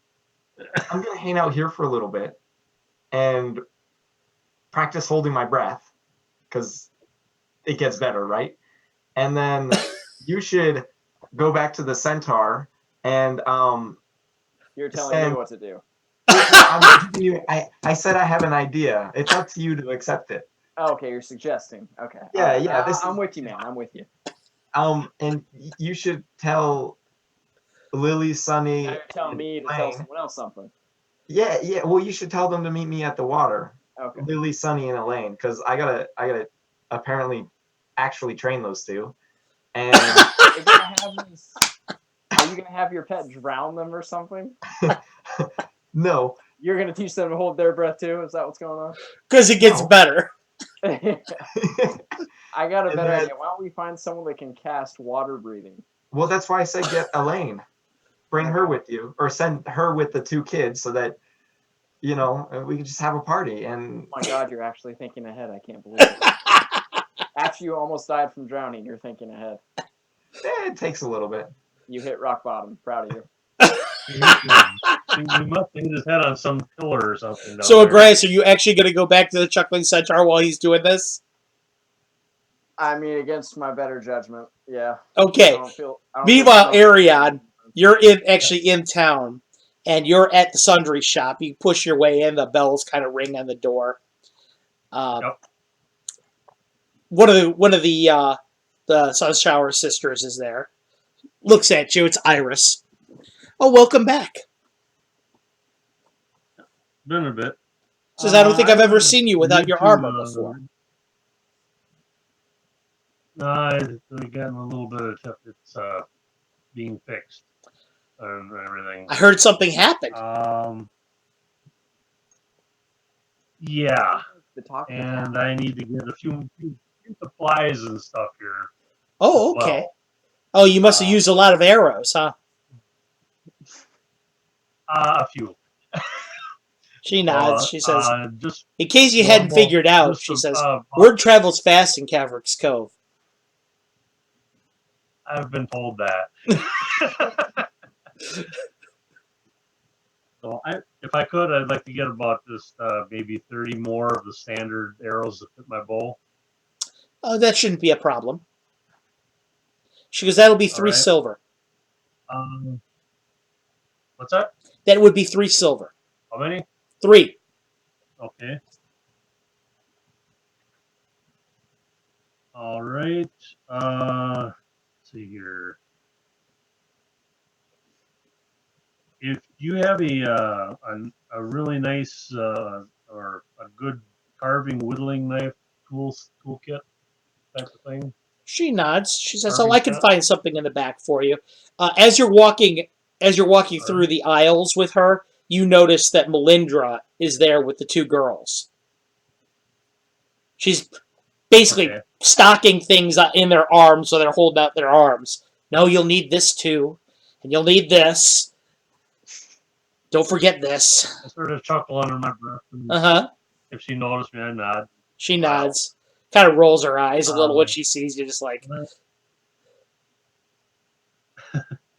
What I'm also looking for is like a Boyer Fletcher set, preferably like Ellen make, so I could possibly work on. I would like to try to. I can Tried to give you the fix them tools before. I that want to get that some a good Boyer uses if you'd like, she says, but we don't really have a kit per se. Well, that's what I mean. Just so I could fix my own arrow, something that the tools and everything for She does. She does. that. Okay. Let's see. Do you have some long cuff light fighting full fingered gloves that I can put on my hands, whatever? Just I, get a I little think I could better find something grip like that for on. you. She So says, so far, between the Fletcher kit, let's the see. gloves, and the arrows, she says 2 gold would suffice for that. Okay. Let's see.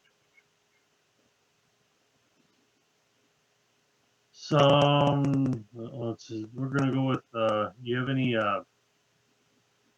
small amethyst? And I'm looking for something that can, like a small little uh, amethyst and gold brooch, or like a little medallion about Well, I don't inch think I have diameter anything or quite something. like that. She goes, you'd be better off asking the money changer. Oh, okay, that's fine. I'm just curious. As I said, I was told that you might have some odd things here, so it never Oh, hurts to ask. we do, but not quite like that. Okay, that's no problem. The other thing I was hopefully trying to find a couple things here.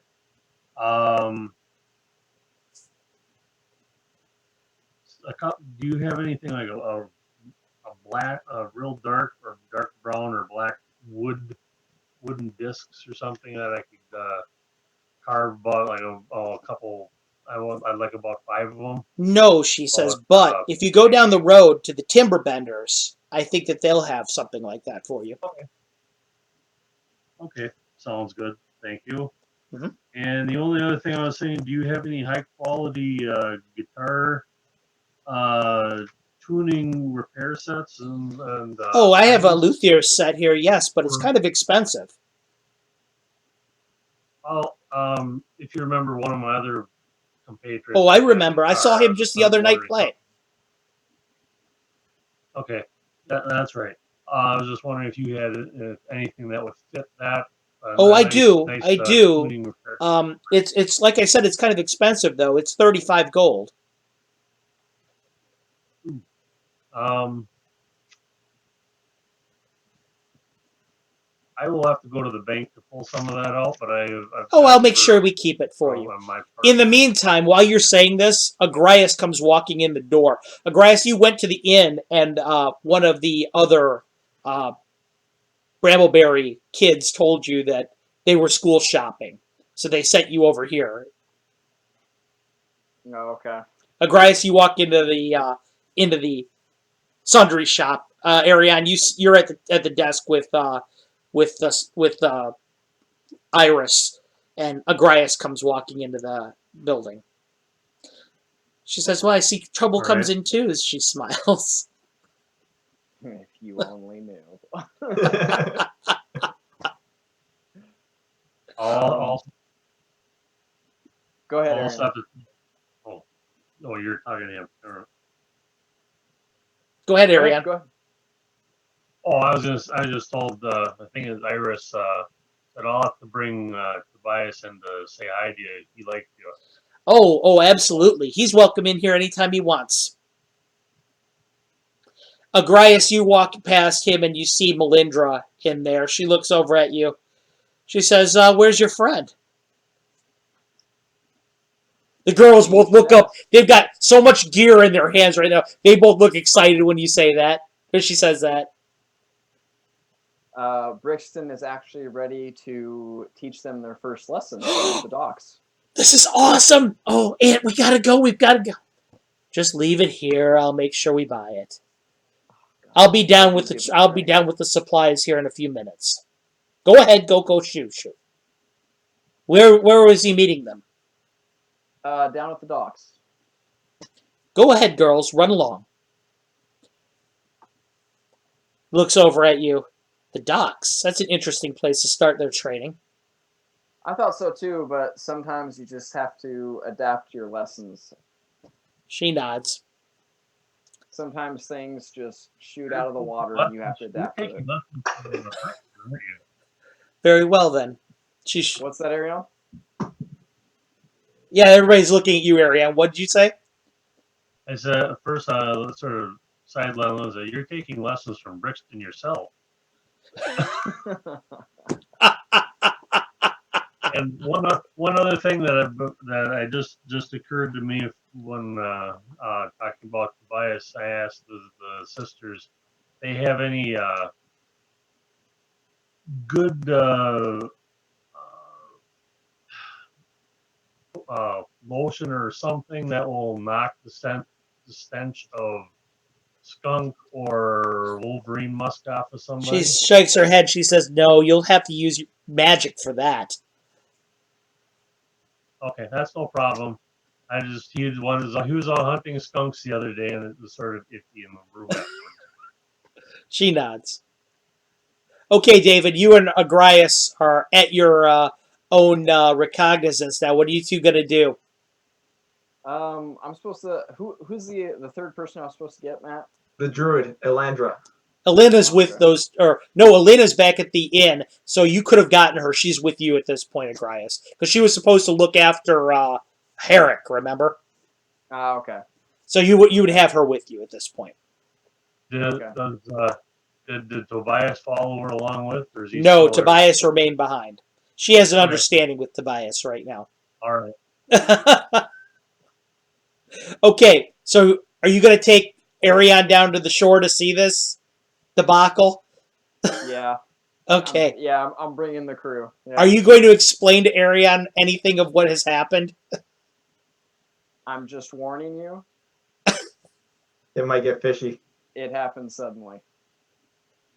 Okay. But it's on our side. That's all you need to know.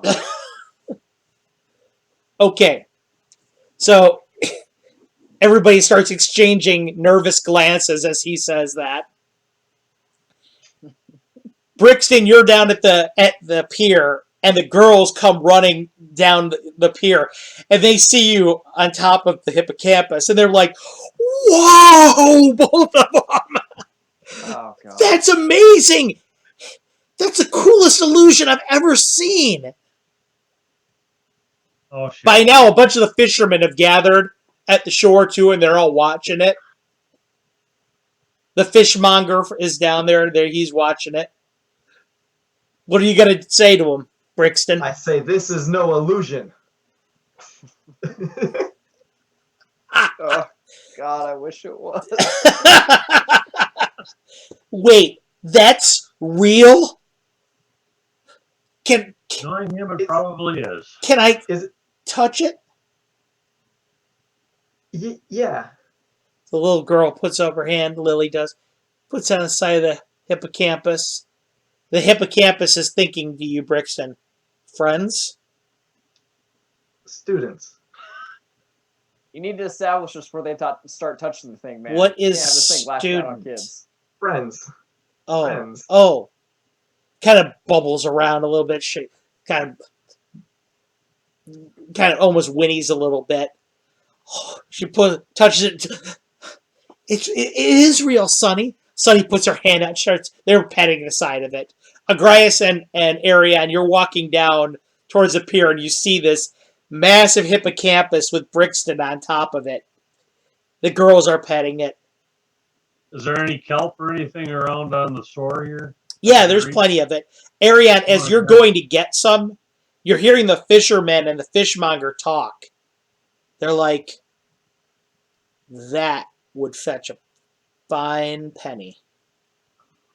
They wouldn't. You don't hear this, genius. You're too I busy listening. Genius. I keep it in my head. I grab some a couple fistful of kelp. Say, you elf. You Yes. point over at Arion. You know that guy? I turned two Yes. because I heard elf. You're too far away to hear this. Besides, damn. the Okay. the hippocampus is splashing and whatever. Arion, you know that guy? Yeah. Yes. Huh. Tell him we like his What? Why? his mount. That's all. What's that? Tell him we like his mount. That's all. They're just all watching. Whatever. The rest of the crew comes up with Agrias. They're blown away. The dwarves are like, by Moradin's beard, I've never seen anything like that. So Solveig's brother, Einar, says there's legends of these creatures, of these sea creatures, known to our folk. I wasn't sure they were real.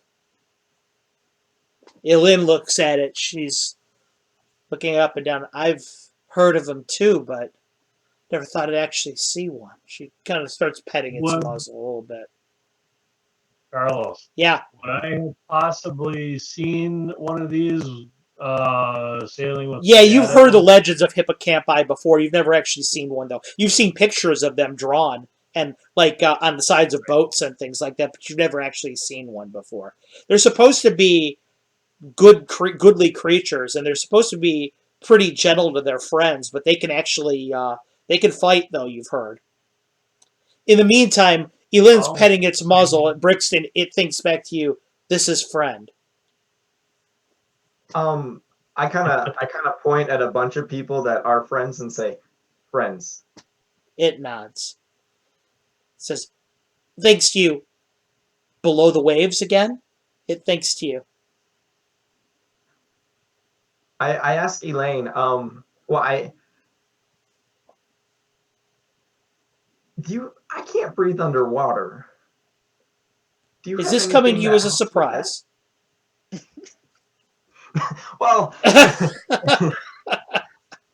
it took him this many years to figure that out. For Magi, she says, the obvious does seem to escape you quite often. I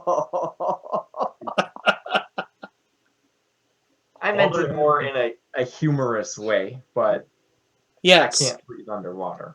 No, you can't. Do you have anything for that? Do I have anything for that? Oh, no, that's far too advanced a spell for me. Man, she says that for you. She looks at you. She says, "Is it a pet or a familiar?" It's a familiar. Oh. I don't know whether to say you're the luckiest gnome I've ever seen or the most unlucky that you have such a powerful familiar, but one that you'll have to keep distance from.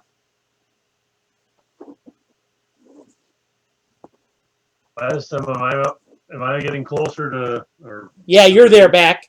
You're back on the pier now with them. Okay. I'm handing some of the kelp over to the. It starts eating out of your hand. Matthew, Brixton, the hippocampus thinks back to you. The food man smells of the sea. He was a sailor once. It is apparent to me. Then I say, one more underwater, and then I gotta work. No, come and play. Brixton, play more.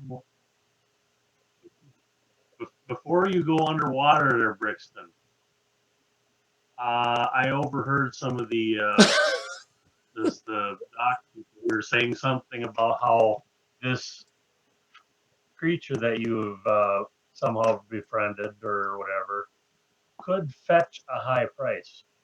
I'd tell it to keep. Solveig kind of shrugs and says, "The men that work on the docks and the fishermen are not necessarily kind men. I'm sure they would gladly steal your friend from you. Well, What might become of it, who can say?" thank you for the information. And I think that those guys over there, not friends. But It not kind of whinnies again. Agrias, you're standing there and you watch Brixton. The hippocampus goes right underneath the water again with him. It goes so fast and it goes flying past where the fishermen are. It pops up out of the water, slaps its tail against the water, and this massive wave of water splashes all over them. They do not look happy. Oh, great! More enemies. It goes deeper into the water. It's Matthew is amazing. You feel it's looping around and spiraling through the water and taking you with it. Only when you you run out of breath does it pop up and breach, and then goes right back down again. It would be very easy to drown atop of this thing. All right. But I say it got sooner it's or time to later, go about back. maybe 10 minutes later, when you really can't take much more, it pops up. You're gasping for breath, out of wind totally. But it was the most amazing experience ever. Underneath the water, it's so pure and so beautiful. And again, it almost feels like home now. So Brixton, So what's your animal gonna be there, Agrias? As you say that, the girls come up to. So is this when we start learning our first lessons? Yes. Melindra's. You guys can see Melindra walking down with her goods, coming from the town, and she's seeing this thing. You guys see her reaction? She just shakes her head. What? You couldn't afford a dragon? She says.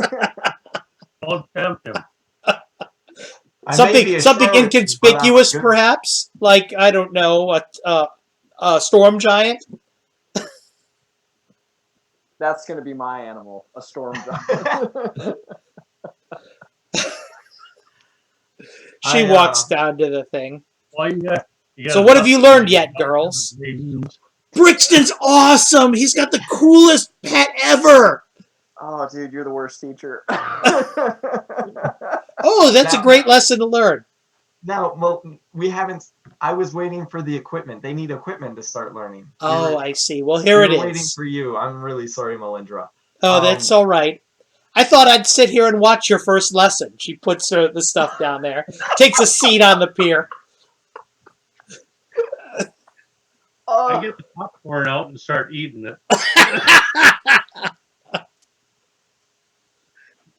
All right. Well, I tell the hippocampus. Oh, I ask if it has a name. What do I call you? It just thinks back to you.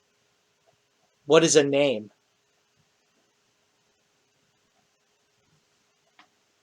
I'll think on it. I think I'll be close by, I will be too. and then be careful of the fishermen and Melindra. She's Not mad at friend? me.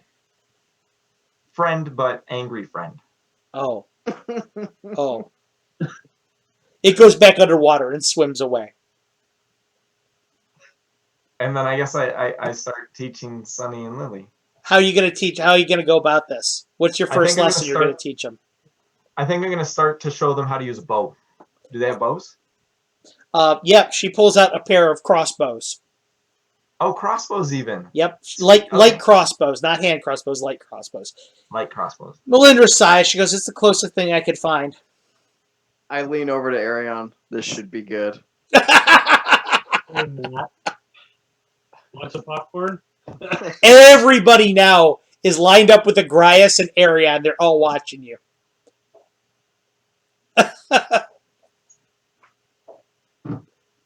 I'm keeping an eye on glancing back and forth to the shore and the docks just to make sure. The fishermen have kind of dispersed now. Well, I guess I teach him how to use a bow. Okay, so you're sitting back there. You're teaching them what the pointy end is and what the not pointy end is. I teach safety first. That's a great idea. Okay. Yeah, I'm glad Carlos thought of it. You begin to teach them about the light crossbow. Melindra, why don't you make me a 20-sider?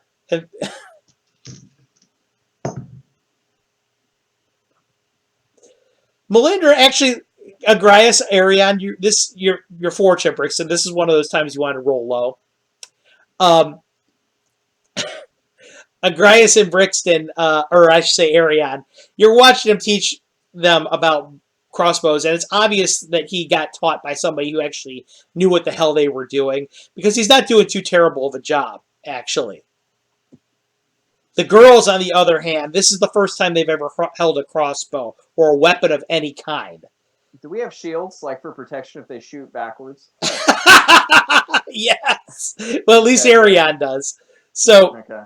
they're gonna need a lot of work, these two girls. It becomes very apparent. Let me see how they respond to the lesson. Lily looks like she's better of a shot than Sunny is. Sunny, when you're doing a little bit of target practice up against one of the supports on the pier, she on 5 shots doesn't come within 5 feet of the support. Lily actually hits it once. These girls are rough, though. They're going to need a lot of work. Well, okay. How much time are you going to spend with them? Are you going to put in with them on their training? Where are they shooting at? They're shooting at one of the supports on the pier. Oh, The fisherman. I feel like a couple hours. Well, what time of day is it?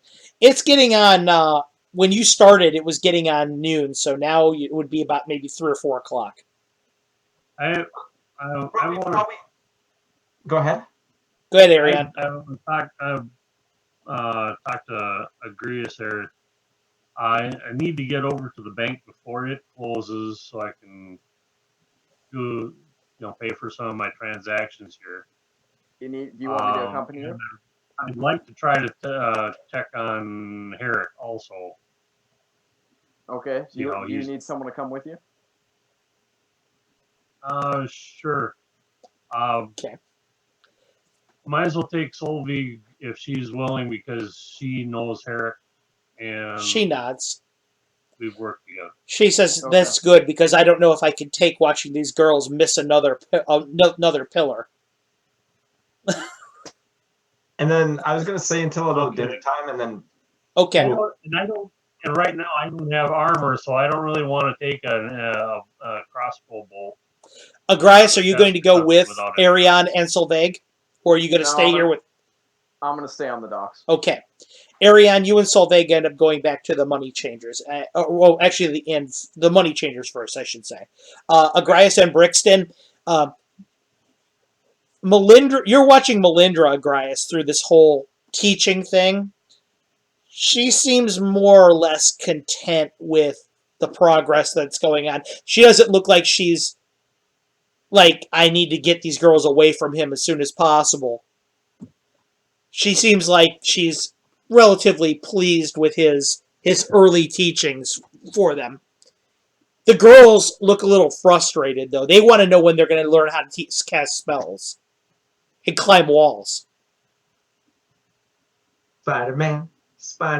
I walk up to Lalandra and ask her, "Are the girls picky eaters?" She looks over. Oh, no. They'll eat just about anything. Why do you ask? I just want to know in case Brixton has to season some rations. I'm gonna get you back for that someday. She looks back and just shakes her head. She says, I don't know what to make of him. So, he's very kind to the girls, and he seems to know what he's doing with a crossbow, but there's something about him that's just shifty. I don't know that I trust him entirely. It's okay. You can trust me, and you know who I am. She nods. She nods. That's the only reason why they're going with you. Thank you for staying here, by the way. Of course. As for the water thing, she says, how is this even going to work? He's got a familiar that isn't even a land creature. You know, I've learned with Brixton that sometimes you gotta take it a second at a time. Patience is a virtue with him, but he is a great companion. Well, I suppose, she says, but I suppose. So, that goes on pretty much till dinner time. In the meantime, Arion, you are going to the money changers. Yes. You go to the money changers. Teneri is there. Solveig is there. Make me a 6-sider, please. 3. Okay. You notice that there's a lot of people that are starting to go in towards the inn. The Chuckling Centaur. Okay. Okay. In the meantime, Arion, you go into the money changers. Well, welcome back. Well met. I need to take. I would like to take my share of the gold out of our what we had. She nods. Out of the, she pulls account that we had set up. a small, like a crystal ball out. She says, place your hands on this. Turns blue. She nods. I'll go get your funds right now. All right. You want all of it? Thank you very much. Yes, because I don't know if we're gonna need. I'm gonna need much more, and I don't want to just keep coming back. So what denomination would you really like it in? Silver, gold, gemstones? It'll be just do gold is fine. Very well. It'd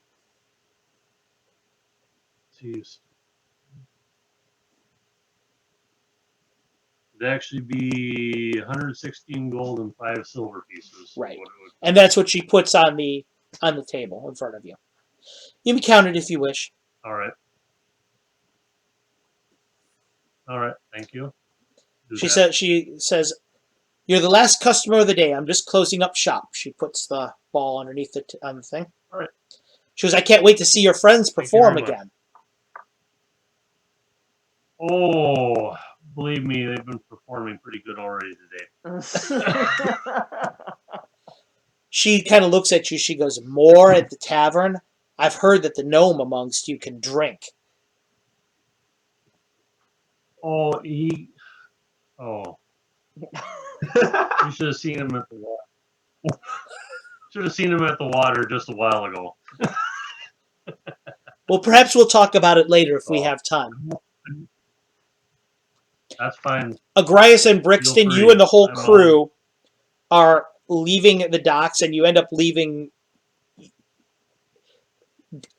Arion, you get to the inn before they do. Arion, you notice why there's so many people here. They are coming to see the show. The poor kid that is behind the bar, the counter, is running his ass off, trying to get all the orders because Melindra, Sonny, and Lily aren't there to help him. He's fallen way behind, but he's doing his best. I try to help pick up the pace, and okay. I'll help him. Thank you so much. I really appreciate it. He goes, I can't believe how many people are here. Matthew and Agrias, you walk in, the whole tavern area is packed. Herrick is sitting out there in the crowd. Arion, you see Herrick. Tobias is sitting on top of the table, just eyeballing him. Just staring at him. I go over there as soon as I can. I go over there as soon as I can. Okay. Agrias, you and Brixton walk in the door. The younger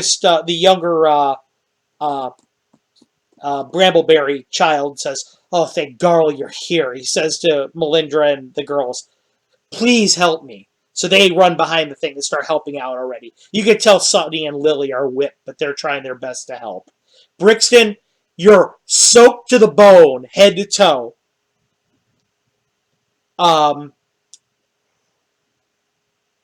You're see the stage up there. You hear as soon as you walk in, everybody starts mumbling to each other. "Oh, there's the one. He's the one with the light show." Agrias, you hear that too. What are you gonna do? Do they still need help around the? No, they're catching up fast with the other girls. Ariane, you sit at the table. Herrick says, "So you gave me a babysitter." He looks down at Wolverine. Well, yeah. He says, "I How are you woke up feeling?" in this room in here and said my chest feels like a dragon sat on it, but otherwise I'm all right. What happened?" Well, I am not really sure yet. I got there and you were about to. Agrias, you're capable of hearing this too. Are you going to join in with the conversation with these two? Yeah, while Arion's speaking, I reach into my pocket to pull out 5 gold and put it on the table in front of Havoc. Okay, you do that. Ariane, keep talking. It's like I got there as soon as I saw you, I healed you so you're stable, and we got you over to the sheriff, and he helped out, and you got you healed the rest of the way, and we just stuck you in the bed to So you cast recuperate. a healing spell on me, he says.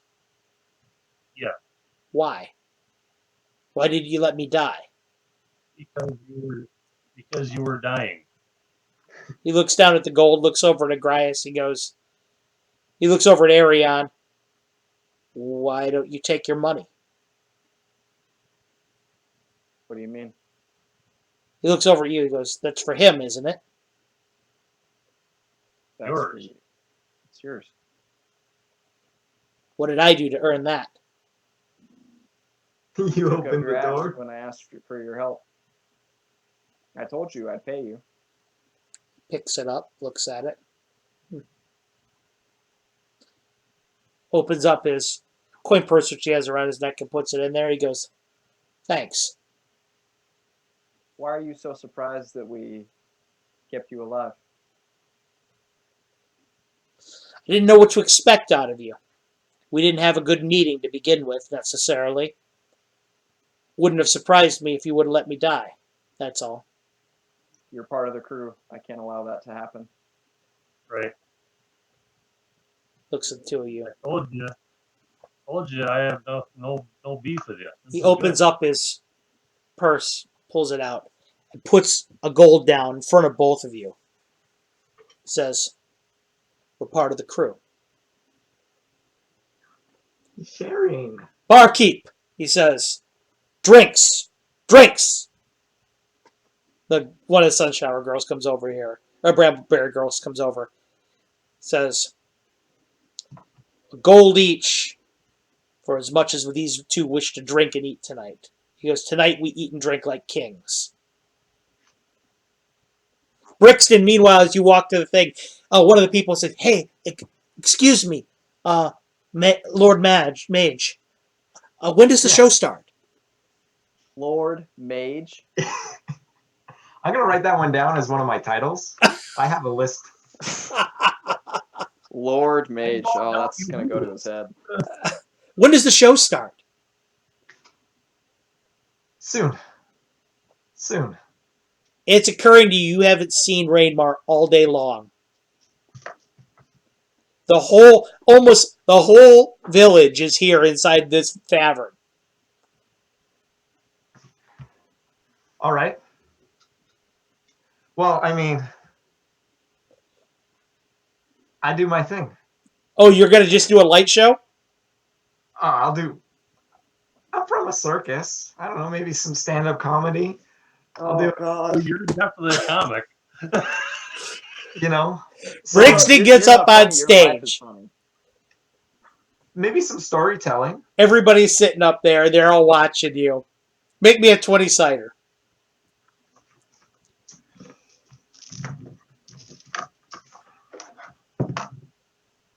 11.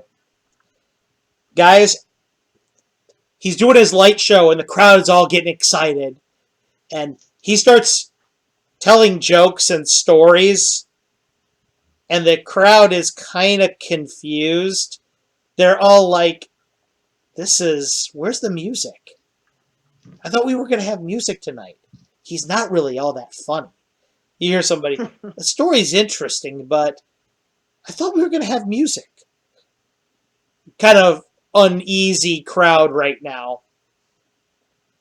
Herrick looks over at you, Grice, and Ariane, and he goes, looks like your friend's the next one that needs to be rescued. And that right there is where we'll end the session for the evening. Oh, Dude, Matt, you just got dogged on. Dude, I had a plan. I had illusion spells left. I was gonna like. Well, you still have a chance to do that next time. It gives you a chance to think about it.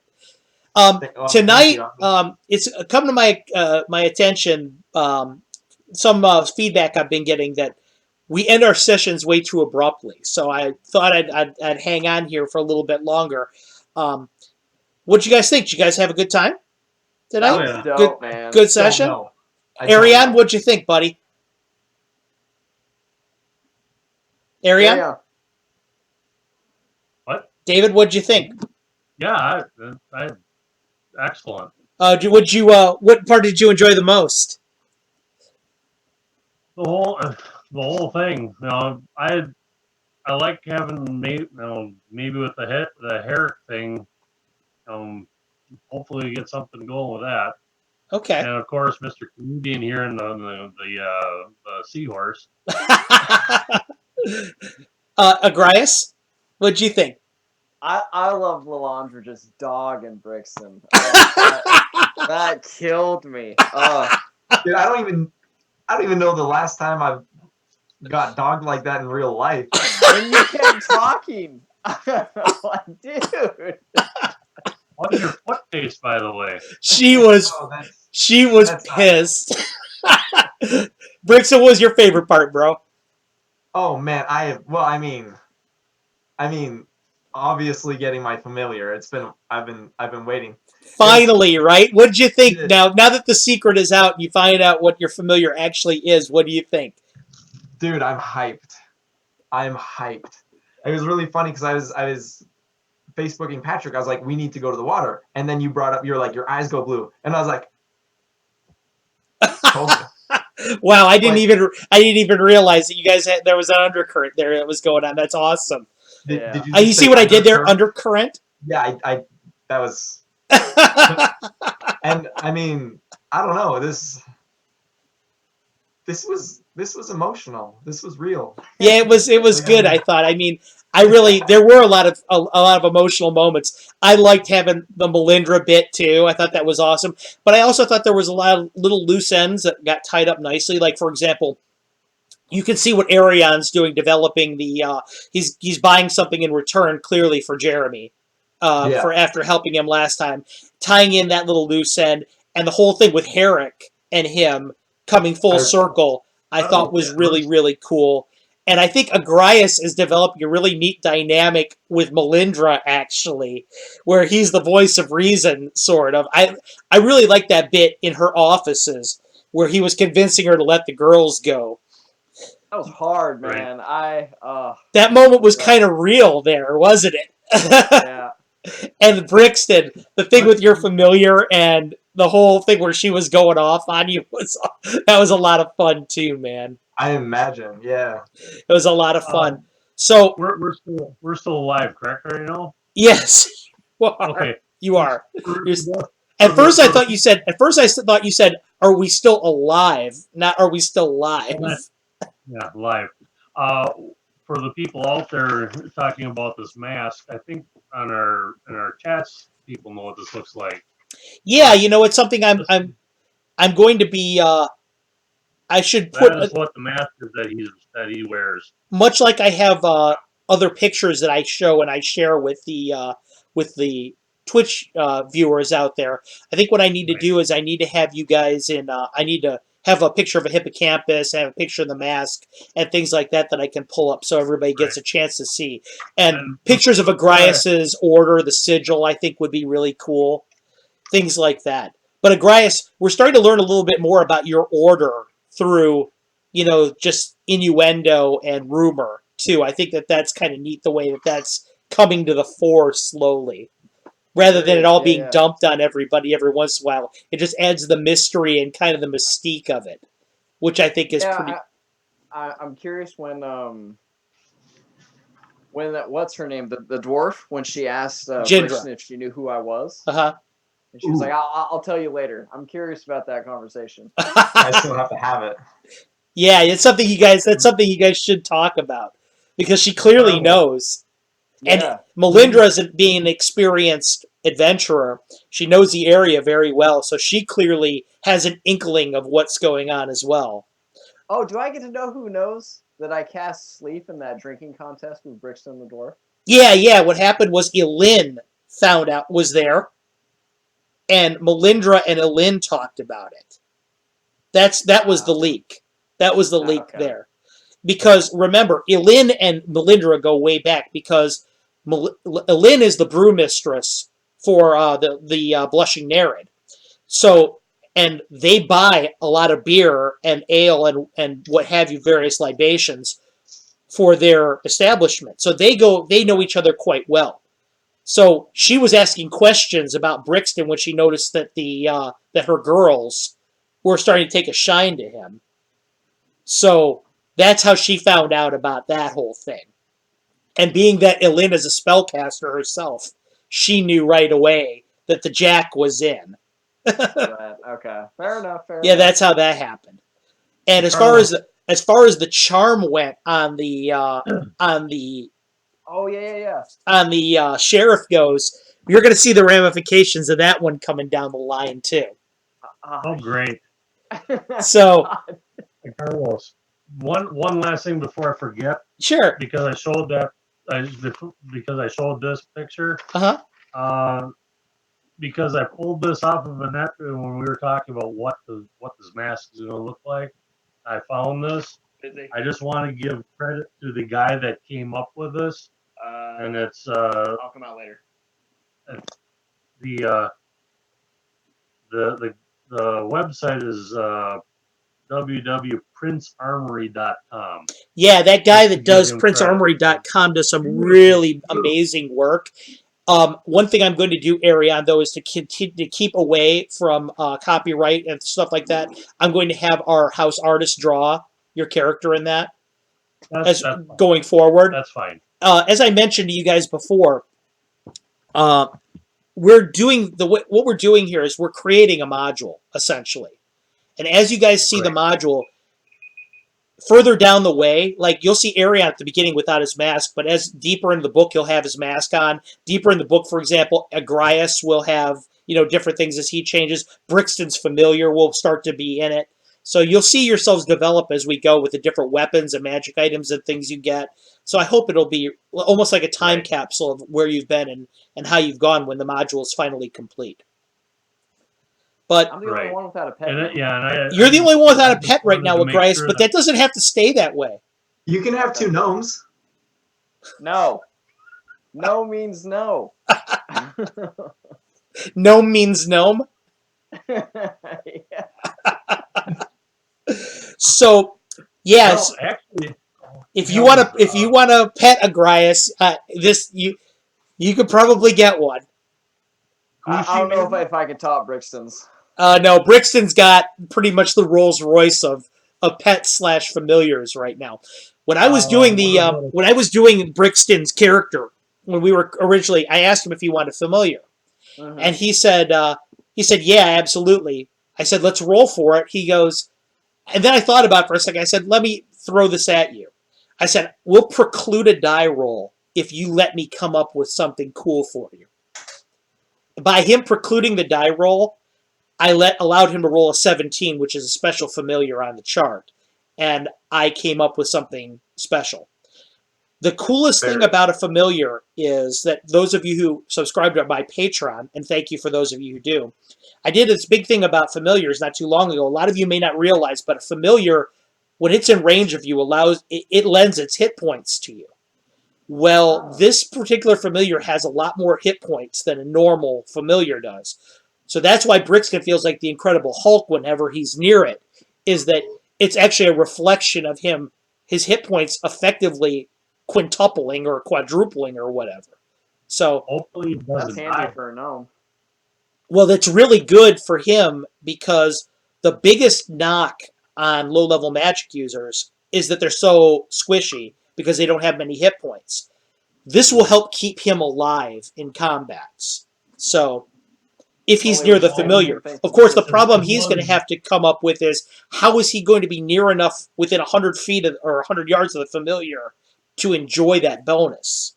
It's going to be tough. We're gonna get a giant fish tank. And Brixton, you got to make sure that you protect the poor thing, because if that dies, you're pretty much going to be toast. Yeah, remember that too.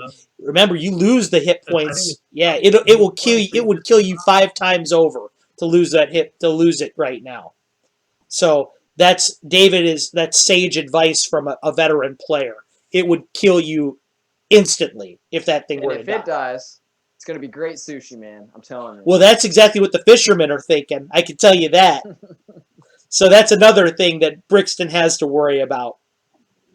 But Oh man. with that being said, I'll go ahead and I'll adjourn the session.